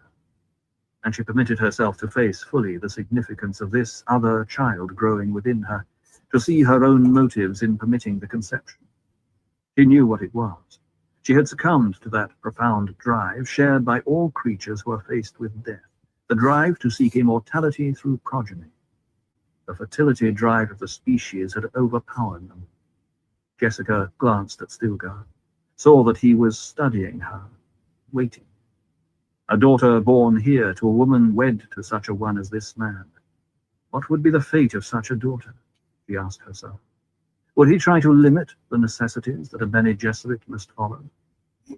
Stilgar cleared his throat and revealed then that he understood some of the questions in her mind. What is important for a leader is that which makes him a leader. It is the needs of his people. If you teach me your powers, there may come a day when one of us must challenge the other. I would prefer some alternative. There are several alternatives? She asked. The Sayadina, he said. Our Reverend Mother is old. Their Reverend Mother? Before she could probe this, he said, I do not necessarily offer myself as mate. This is nothing personal, for you are beautiful and desirable. But should you become one of my women, that might lead some of my young men to believe that I'm too much concerned with pleasures of the flesh and not enough concerned with the tribe's needs. Even now they listen to us and watch us. a man who weighs his decisions, who thinks of consequences, she thought. There are those among my young men who have reached the age of wild spirits, he said. They must be eased through this period. I must leave no great reasons around for them to challenge me, because I would have to maim and kill among them. This is not the proper course for a leader if it can be avoided with honor. A leader, you see, is one of the things that distinguishes a mob from a people. He maintains the level of individuals. Too few individuals, and a people reverts to a mob. His words, the depth of their awareness, the fact that he spoke as much to her as to those who secretly listened, forced her to reevaluate him. He has stature, she thought. Where did he learn such inner balance? The law that demands our form of choosing a leader is a just law, Stilgar said, but it does not follow that justice is always the thing a people needs. What we truly need now is time to grow and prosper, to spread our force over more land. What is his ancestry? She wondered. Whence comes such breeding? She said, Stilgar, I underestimated you. Such was my suspicion, he said. Each of us apparently underestimated the other, she said. I should like an end to this, he said. I should like friendship with you, and trust. I should like that respect for each other which grows in the breast without demand for the huddlings of sex. I understand, she said. Do you trust me? I hear your sincerity. Among us, he said, the Sayadina, when they are not the formal leaders, hold a special place of honor. They teach, they maintain the strength of God here. He touched his breast. Now I must probe this Reverend Mother mystery, she thought. And she said, You spoke of your Reverend Mother, and I've heard words of legend and prophecy. It is said that a Bene Gesserit and her offspring hold the key to our future, he said. Do you believe I am that one? She watched his face, thinking, the young reed dies so easily. Beginnings are times of such great peril. We do not know, he said. She nodded, thinking, he's an honorable man. He wants a sign from me, but he'll not tip fate by telling me the sign. Jessica turned her head, stared down into the basin at the golden shadows, the purple shadows, the vibrations of dust mote air across the lip of their cave. Her mind was filled suddenly with feline prudence. She knew the cant of the Missionaria Protectiva, knew how to adapt the techniques of legend and fear and hope to her emergency needs, but she sensed wild changes here, as though someone had been in among these Fremen and capitalized on the Missionaria Protectiva's imprint. Stilgar cleared his throat. She sensed his impatience, knew that the day moved ahead and men waited to seal off this opening. This was a time for boldness on her part. And she realized what she needed, some Dar al-Hikmah, some school of translation that would give her adab, she whispered. Her mind felt as though it had rolled over within her. She recognized the sensation with a quickening of pulse. Nothing in all the Bene Gesserit training carried such a signal of recognition. It could be only the adab, the demanding memory that comes upon you of itself. She gave herself up to it, allowing the words to flow from her. Ibn Kertaiba, she said, as far as the spoil where the dust ends. She reached out an arm from her robe, seeing Stilgar's eyes go wide. She heard a rustling of many robes in the background. I see a Fremen with a book of examples, she intoned. He reads to Allah, the son whom he defied and subjugated. He reads to the Sadus of the trial, and this is what he reads. Mine enemies are like green blades eaten down, D-Man, how that you did doing, stand bro? in the path of the Hope you're tempest. doing well. Hast thou not seen what our Lord did? He sent the pestilence among them that did lay schemes against us. They are like birds scattered by the huntsman. Their schemes are like pellets of poison that every mouth rejects.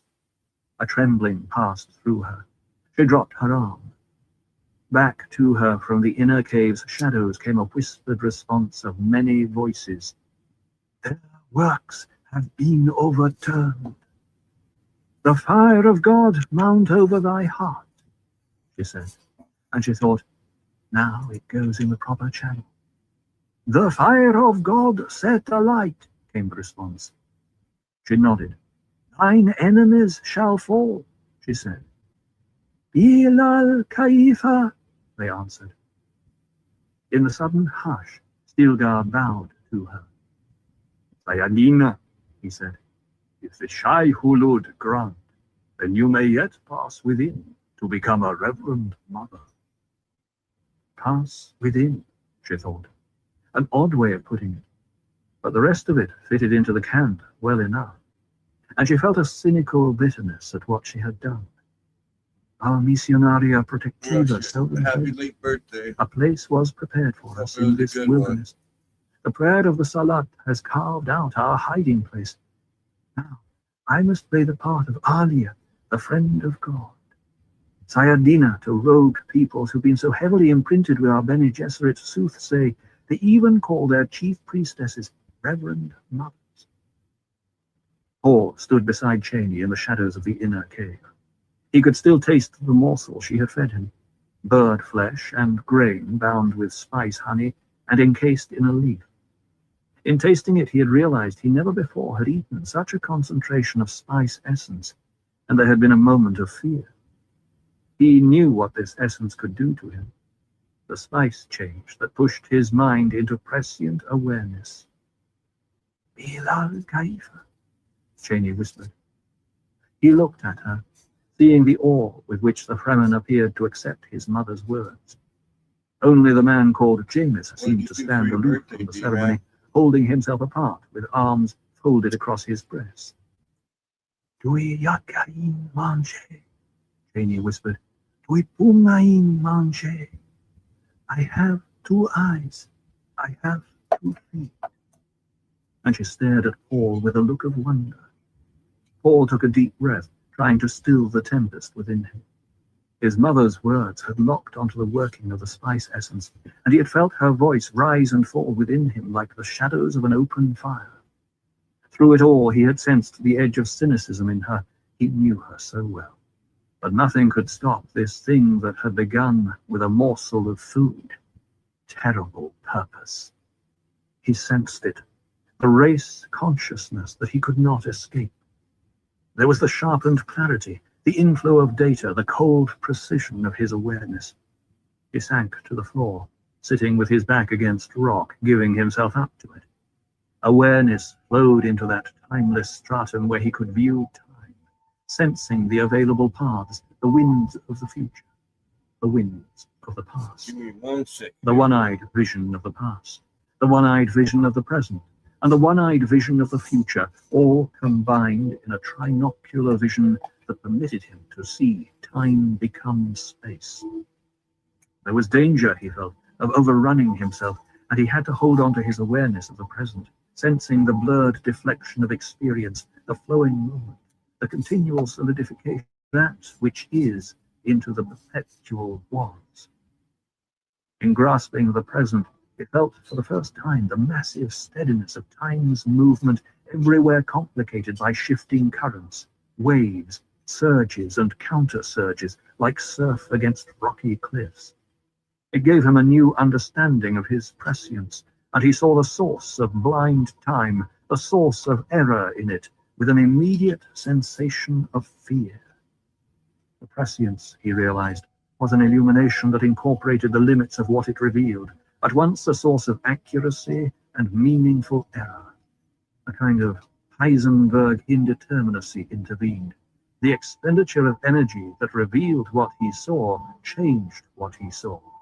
And what he saw was a time nexus within this cave, a boiling of possibilities focused here, wherein the most minute action, a wink of an eye, a careless word, a misplaced grain of sand, moved a gigantic lever across the known universe.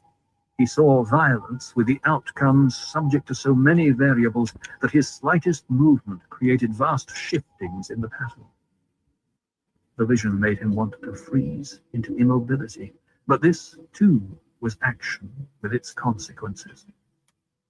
The countless consequences lines fanned out from this cave, and along most of these consequence lines, he saw his own dead body, with blood flowing from a gaping knife wound.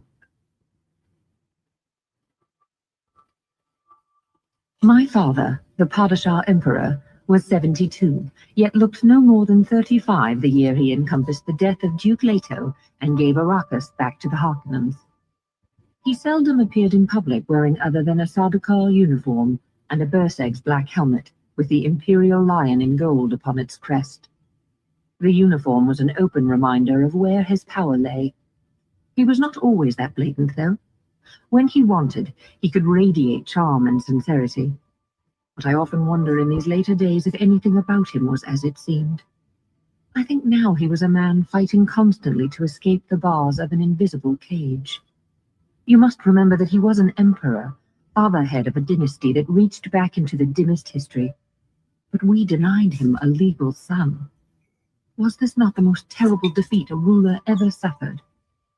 My mother obeyed her sister superiors, whether Lady Jessica disobeyed. Which of them was the stronger? History already has answered. In my father's house, by the Princess Irulan. Jessica awakened in cave darkness, sensing the stir of Fremen around her, smelling the acrid still suit odor.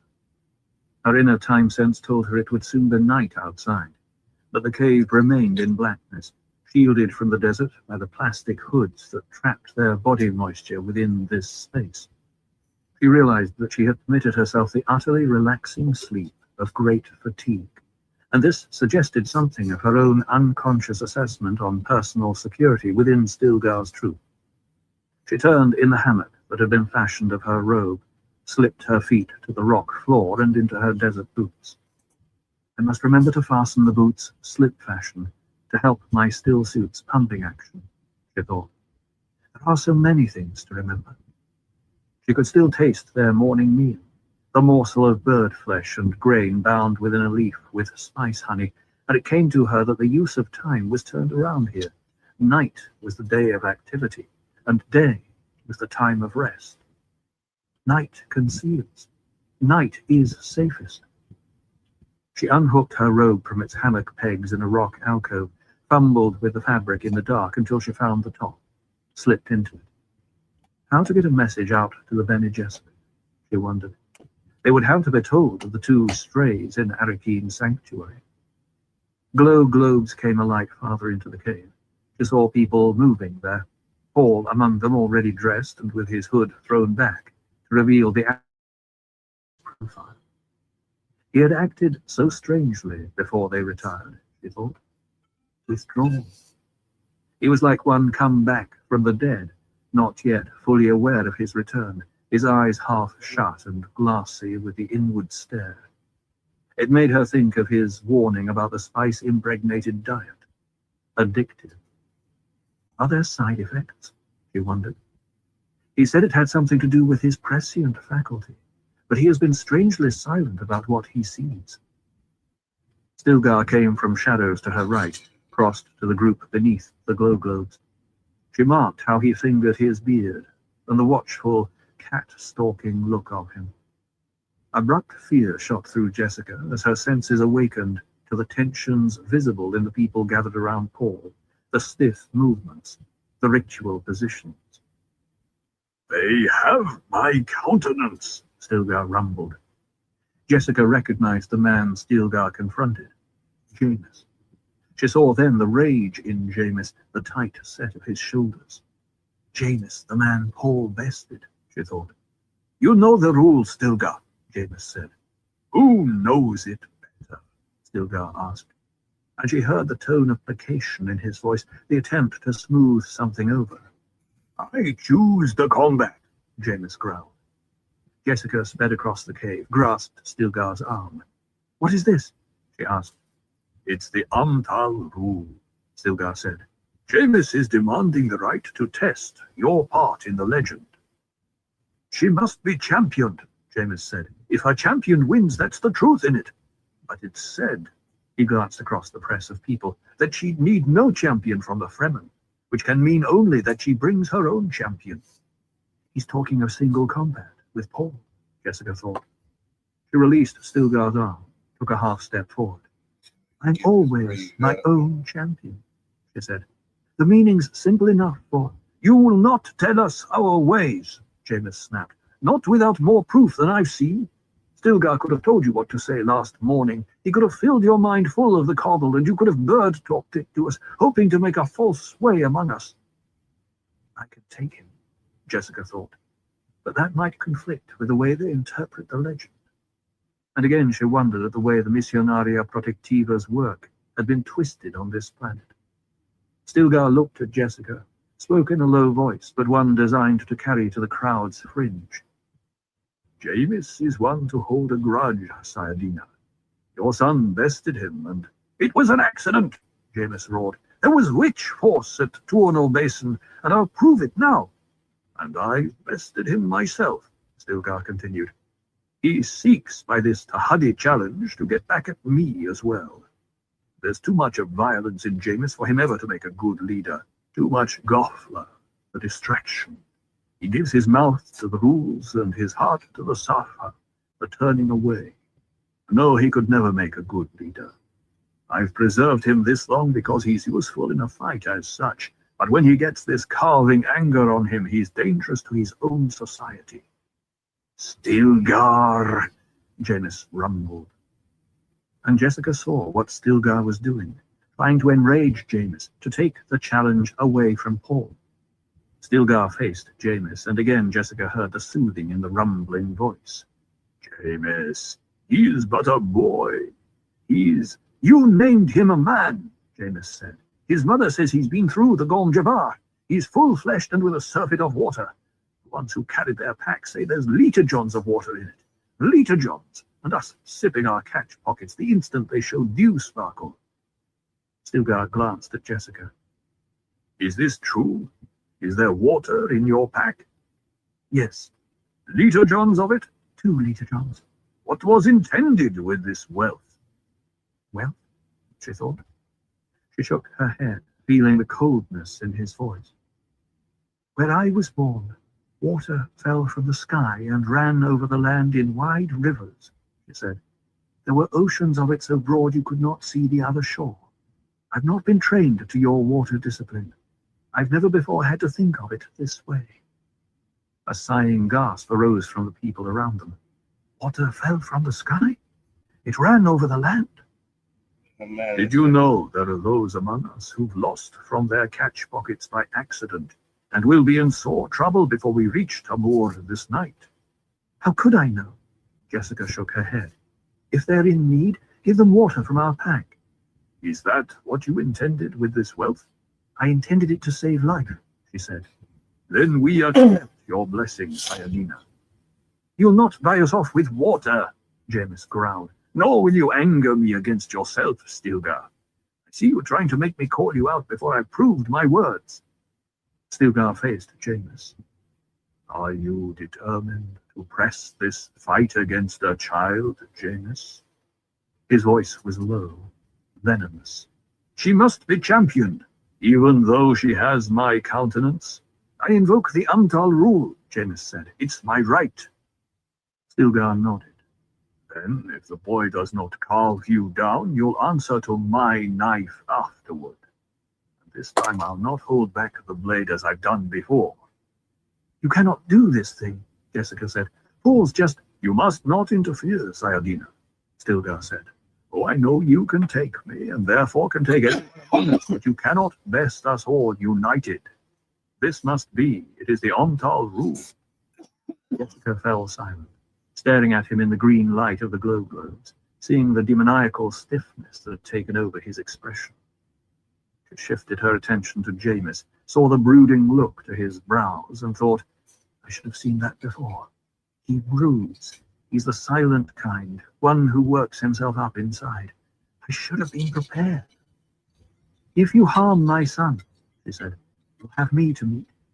I call you out now. I'll carve you into a joint of... Mother, Paul stepped forward, touched her sleeve. Perhaps if I explain to Jamis how... Explain? Jamis sneered. Paul fell silent, staring at the man.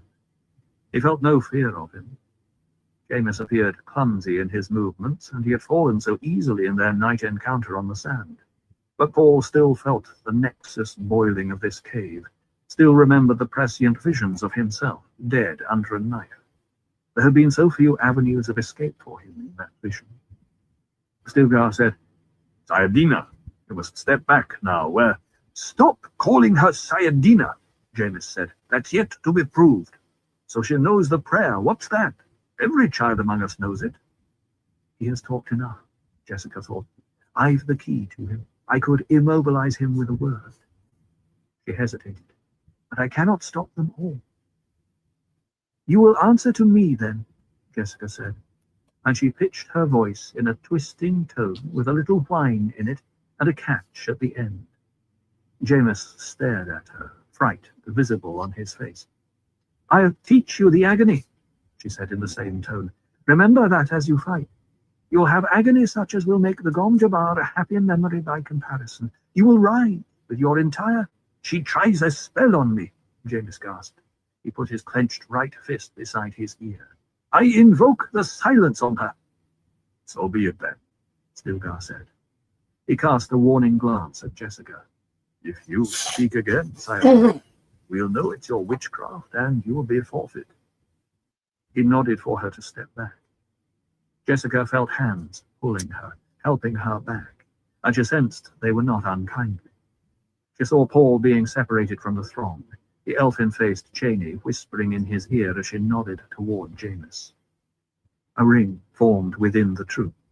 More glow globes were brought, and all of them tuned to the yellow band. Jameis stepped into the ring, slipped out of his robe, and tossed it to someone in the crowd. He stood there in a cloudy, grey slickness of stillsuit that was patched and marked by tucks and gathers. For a moment he bent with his mouth to his shoulder, drinking from a catch-pocket tube. Presently he straightened, peeled off, and detached the suit, handed it carefully into the crowd. He stood waiting, clad in loincloth and some tight fabric over his feet, a crisp knife in his right hand. Jessica saw the girl-child Cheney helping Paul, saw her press a crisp knife handle into his palm, saw him heft it, testing the weight and balance. And it came to Jessica that Paul had been trained in prana and bindu, the nerve and the fiber, that he had been taught fighting in a deadly school, his teachers, men like Duncan Idaho and Gurney Halleck, men who were legends in their own lifetimes. The boy knew the devious ways of the Bene Gesserit, and he looked supple and confident. But he's only 15, she thought, and he has no shield. I must stop this. Somehow, there must be a way to... She looked up, saw Stilgar watching her. You cannot stop it, he said. You must not speak. She put a hand over her mouth, thinking, I've planted fear in Jameis's mind. It'll slow him some, perhaps. If I could only pray, truly pray.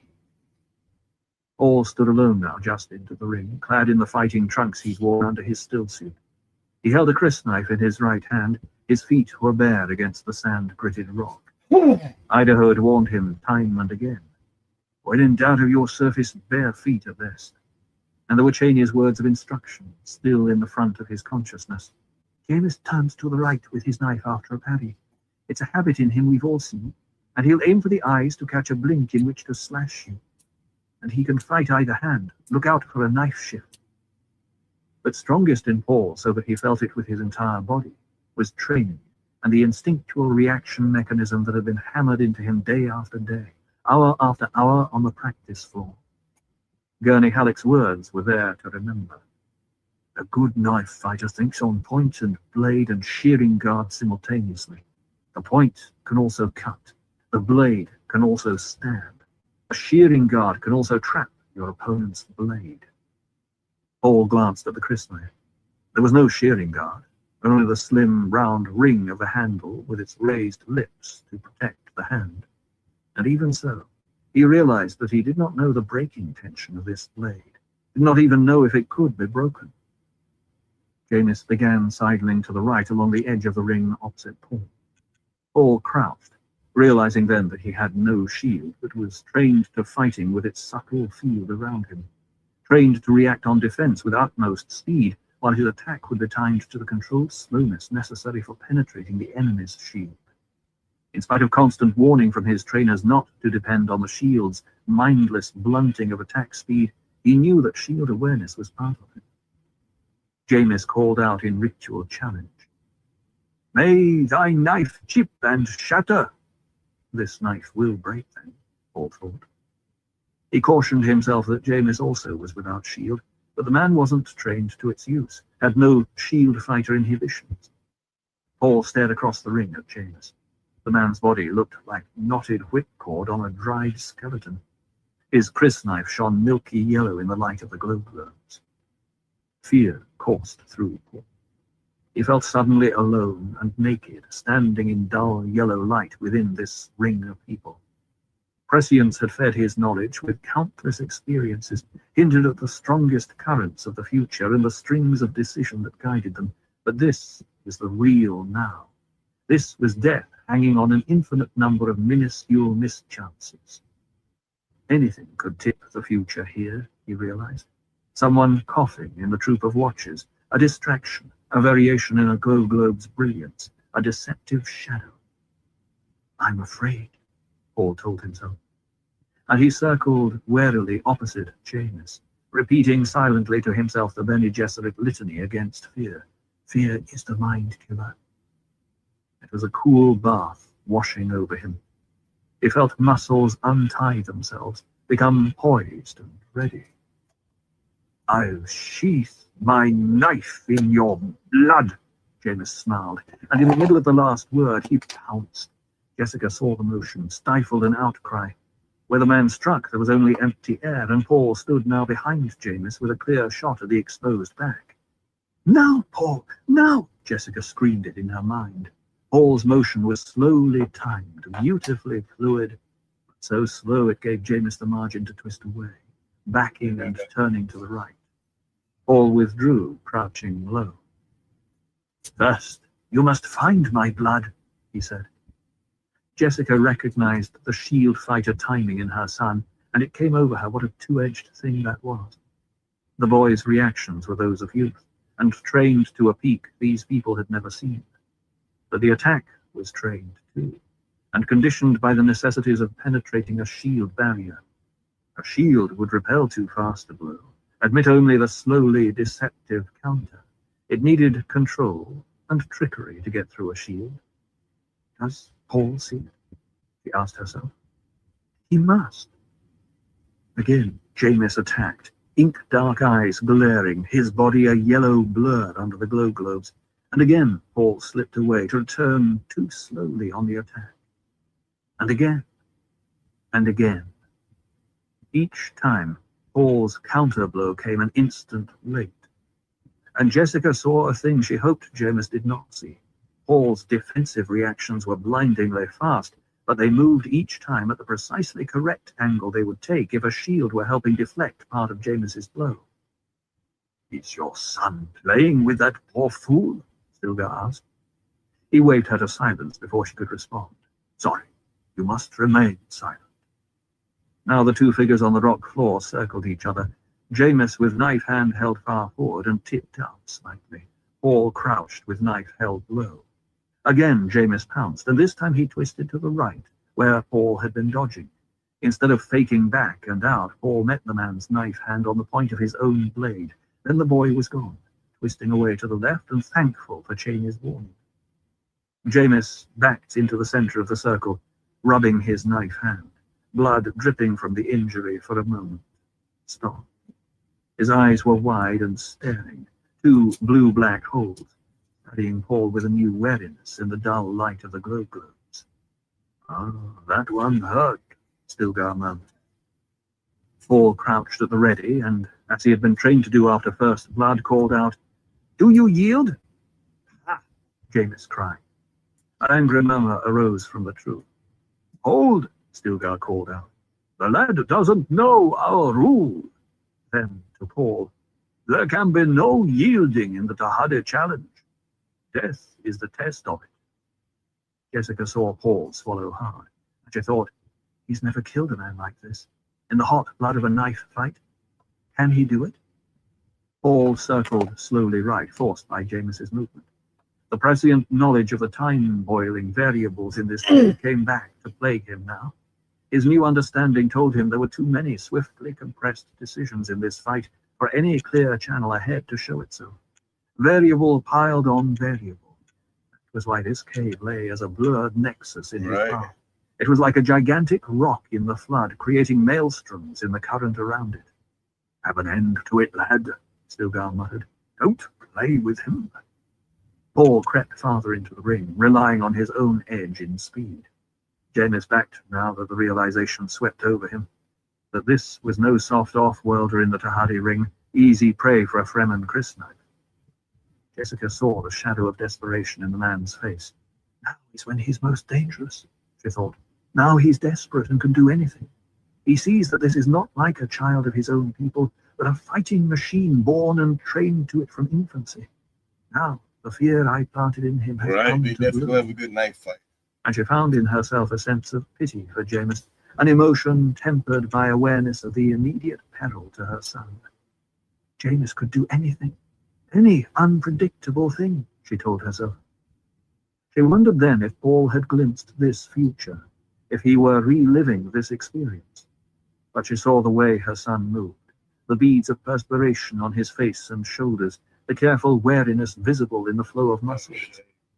And for the first time she sensed, without understanding it, the uncertainty factor in Paul's give. Paul pressed the fight now, circling but not attacking. He had seen the fear in his opponent. Memory of Duncan Idaho's voice flowed through Paul's awareness. When your opponent fears you, then's the moment when you give the fear its own rein. Give it the time to work on him. Let it become terror. The terrified man fights himself. Eventually he attacks in desperation. That is the most dangerous moment. But the terrified man can be trusted usually to make a fatal mistake. You are being trained here to detect these mistakes and use them. The crowd in the cavern began to mutter. They think Paul's toying with Jamis, Jessica thought. They think Paul's being needlessly cruel. But she sensed also the undercurrent of crowd excitement and enjoyment of the spectacle. And she could see the pressure building up in Jamis. The moment when it became too much for him to contain was as apparent to her as it was to Jamis, or to Paul. Jamis leaped high, feinting and striking down with his right hand, but the hand was empty. The crysknife had been shifted to his left hand. Jessica gasped. But Paul had been warned by Cheney. Jamis fights with either hand, and the depth of his training had taken in that trick en passant. Keep the mind on the knife and not on the hand that holds it, Gurney Halleck had told him time and again. The knife is more dangerous than the hand, and the knife can be in either hand. And Paul had seen Jamis's mistake. Bad footwork so that it took the man a heartbeat longer to recover from his leap, which had been intended to confuse Paul and hide the knife shift. Except for the low yellow light of the glow globes and the inky eyes of the staring troop, it was similar to a session on the practice floor. Shields didn't count where the body's own movement could be used against it. Paul shifted his own knife in a blurred motion, slipped sideways and thrust upward where Jamis's chest was descending, then away to watch the man crumble. Jamis fell like a limp rag, face down, gasped once and turned his face toward Paul, then lay still on the rock floor. His dead eyes stared out like beads of dark glass.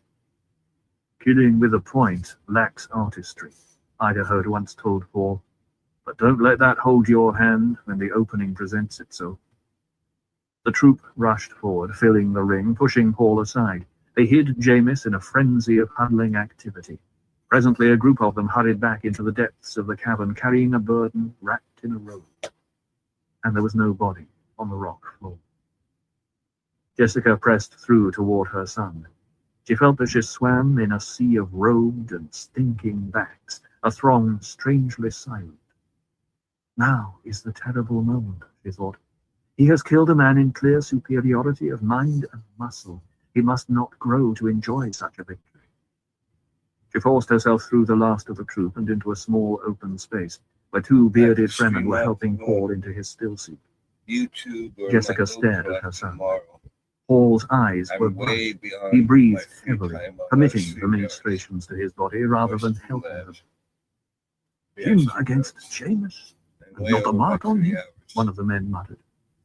Cheney stood at one side, her eyes focused on Paul. Jessica saw the girl's excitement, the admiration in the elfin face. It must be done now, and swiftly, Jessica thought. She compressed ultimate scorn into her voice and manner, said, "Well, how does it feel to be a killer?" Paul stiffened as though he had been struck. He met his mother's cold glare, and his face darkened with a rush of blood. Involuntarily, he glanced toward the place on the cavern floor where Jamis had lain. Stilgar pressed through to Jessica's side, returning from the cave depths where the body of Jamis had been taken. He spoke to Paul in a bitter, controlled tone. When the time comes for you to call me out and try for my murder, do not think you will play with me the way you played with Jamis. Jessica sensed the way her own words and Stilgar's sank into Paul, doing their harsh work on the boy. The mistake these people made, it served a purpose now. She searched the faces around them as Paul was doing, seeing what he saw. Admiration, yes, and fear, and in some, loathing. She looked at Stilgar, saw his fatalism, knew how the fight had seemed to him. Paul looked at his mother. "You know what it was," he said. She heard the return to sanity, the remorse in his voice. Jessica swept her glance across the troop, said, "Paul has never before killed a man with a naked blade."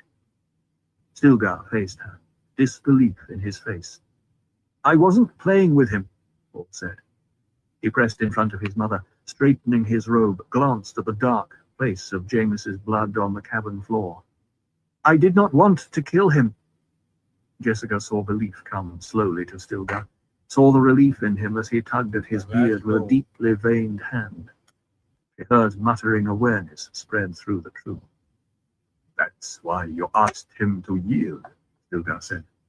"I see. Our ways are different, but you'll see the sense in them. I thought we'd admitted a scorpion into our midst." He hesitated, then, "And I shall not call you lad the more." A voice from the troop called out, "Needs a naming still?" Stilgar nodded, tugging at his beard. "I see strength in you, like the strength beneath a pillar." Again he paused, then, "You shall be known among us as Usul, the base of the pillar. This is your secret name, your troop name. We of Ch Tabur may use it, but none other may so presume." Usul. Murmuring went through the troop. Good choice, that. Strong. Bring us luck. And Jessica sensed the acceptance, knowing she was included in it with her champion. She was indeed Sayadina. "Now, what name of manhood do you choose for us to call you openly?" Stilgar asked. Paul glanced at his mother, back to Stilgar. Bits and pieces of this moment registered on his prescient memory, but he felt the differences as though they were physical, a pressure forcing him through the narrow door of the present. "How do you call among you the little mouse? The mouse that jumps?" Paul asked, remembering the pop-hop of motion at Tuono Basin. He illustrated with one hand. A chuckle sounded through the troop. "We call that one Wadib," Stilgar said. Jessica gasped. It was the name Paul had told her, saying that the Fremen would accept them and call him thus. She felt a sudden fear of her son and for him. Paul swallowed. He felt that he played a part already played over countless times in his mind, yet there were differences. He could see himself perched on a dizzying summit, having experienced much and possessed of a profound store of knowledge, but all around him was abyss.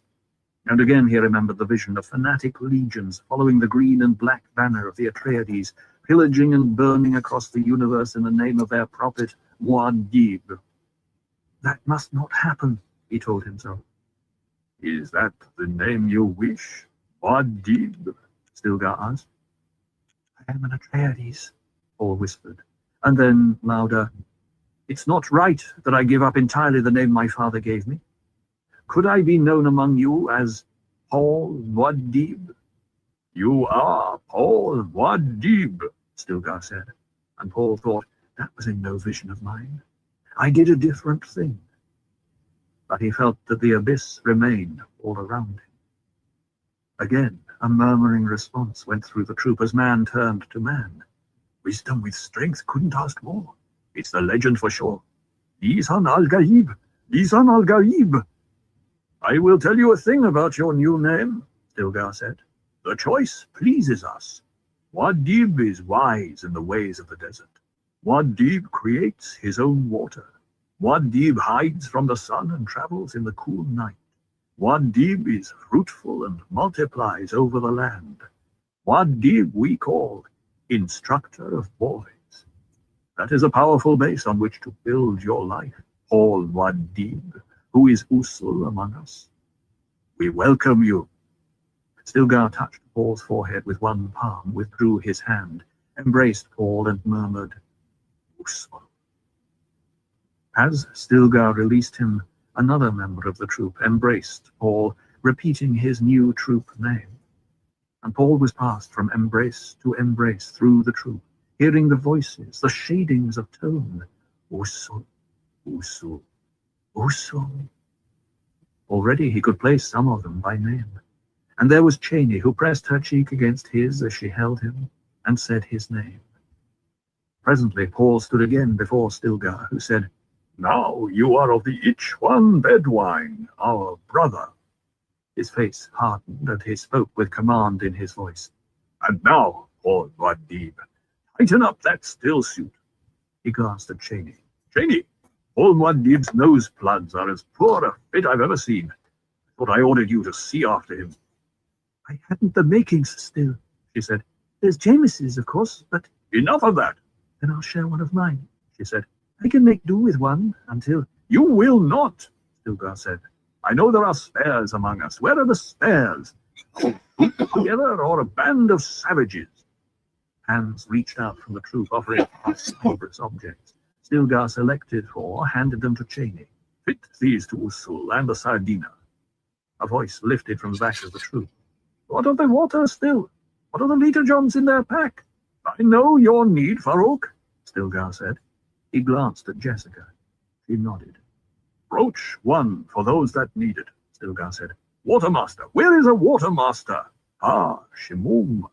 Care for the measuring of what is needed, the necessity and no more.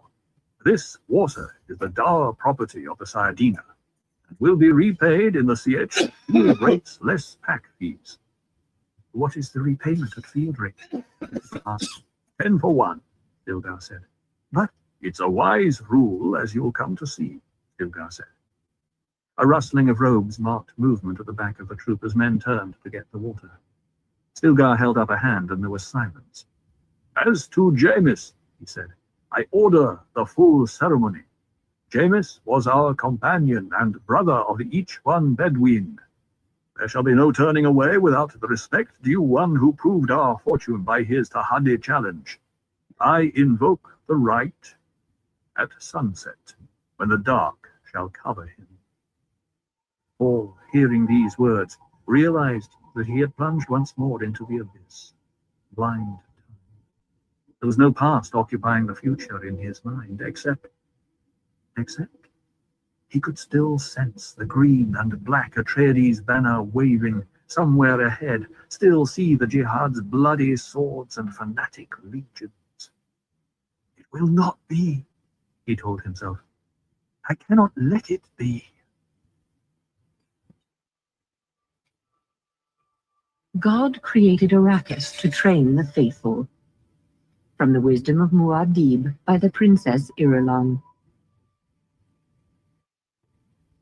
In the stillness of the cavern, Jessica heard the scrape of sand on rock as people moved, the distant bird calls that Stilgar had said were the signals of his watchmen. The great plastic hood seals had been removed from the cave's opening. She could see the march of evening shadows across the lip of rock in front of her and the open basin beyond. She sensed the daylight leaving them, sensed it in the dry heat as well as the shadows. She knew her trained awareness soon would give her what these Fremen obviously had, the ability to sense even the slightest change in the air's moisture. How they had scurried to tighten their still suits when the cave was opened. Deep within the cave, someone began chanting. Imatrava okolo, ikorenja okolo. Jessica translated silently. These are ashes, and these are roots. The funeral ceremony for Jamis was beginning. She looked out at the Arrakeen sunset. at the banked decks of color in the sky. Night was beginning to utter its shadows along the distant rocks and the dunes. Yet the heat persisted. Heat forced her thoughts onto water, and the observed fact that this whole people could be trained to be thirsty only at given times. Thirst. She could remember moonlit waves on Caladan throwing white robes over rocks, and the wind heavy with dampness. Now the breeze that fingered her robes seared the patches of exposed skin at cheeks and forehead. The new nose plugs irritated her, and she found herself overly conscious of the tube that trailed down across her suit, recovering her breath's moisture. The suit itself was a sweatbox. It will be more comfortable when you've adjusted to a lower water content in your body, Stilgar had said. She knew he was right, but the knowledge made this moment no more comfortable. The unconscious preoccupation with water here weighed on her mind. No, she corrected herself. It was preoccupation with moisture, and that was a more subtle and profound matter. She heard approaching.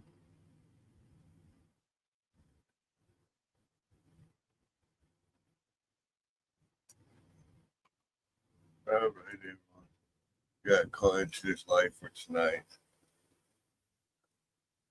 I still got to fold up at the laundry. So I got that to look forward to here in a sec. But I want to thank everyone for stopping by and everyone that keeps stopping by. I appreciate all y'all's support. Till next time, everyone. Y'all stay safe.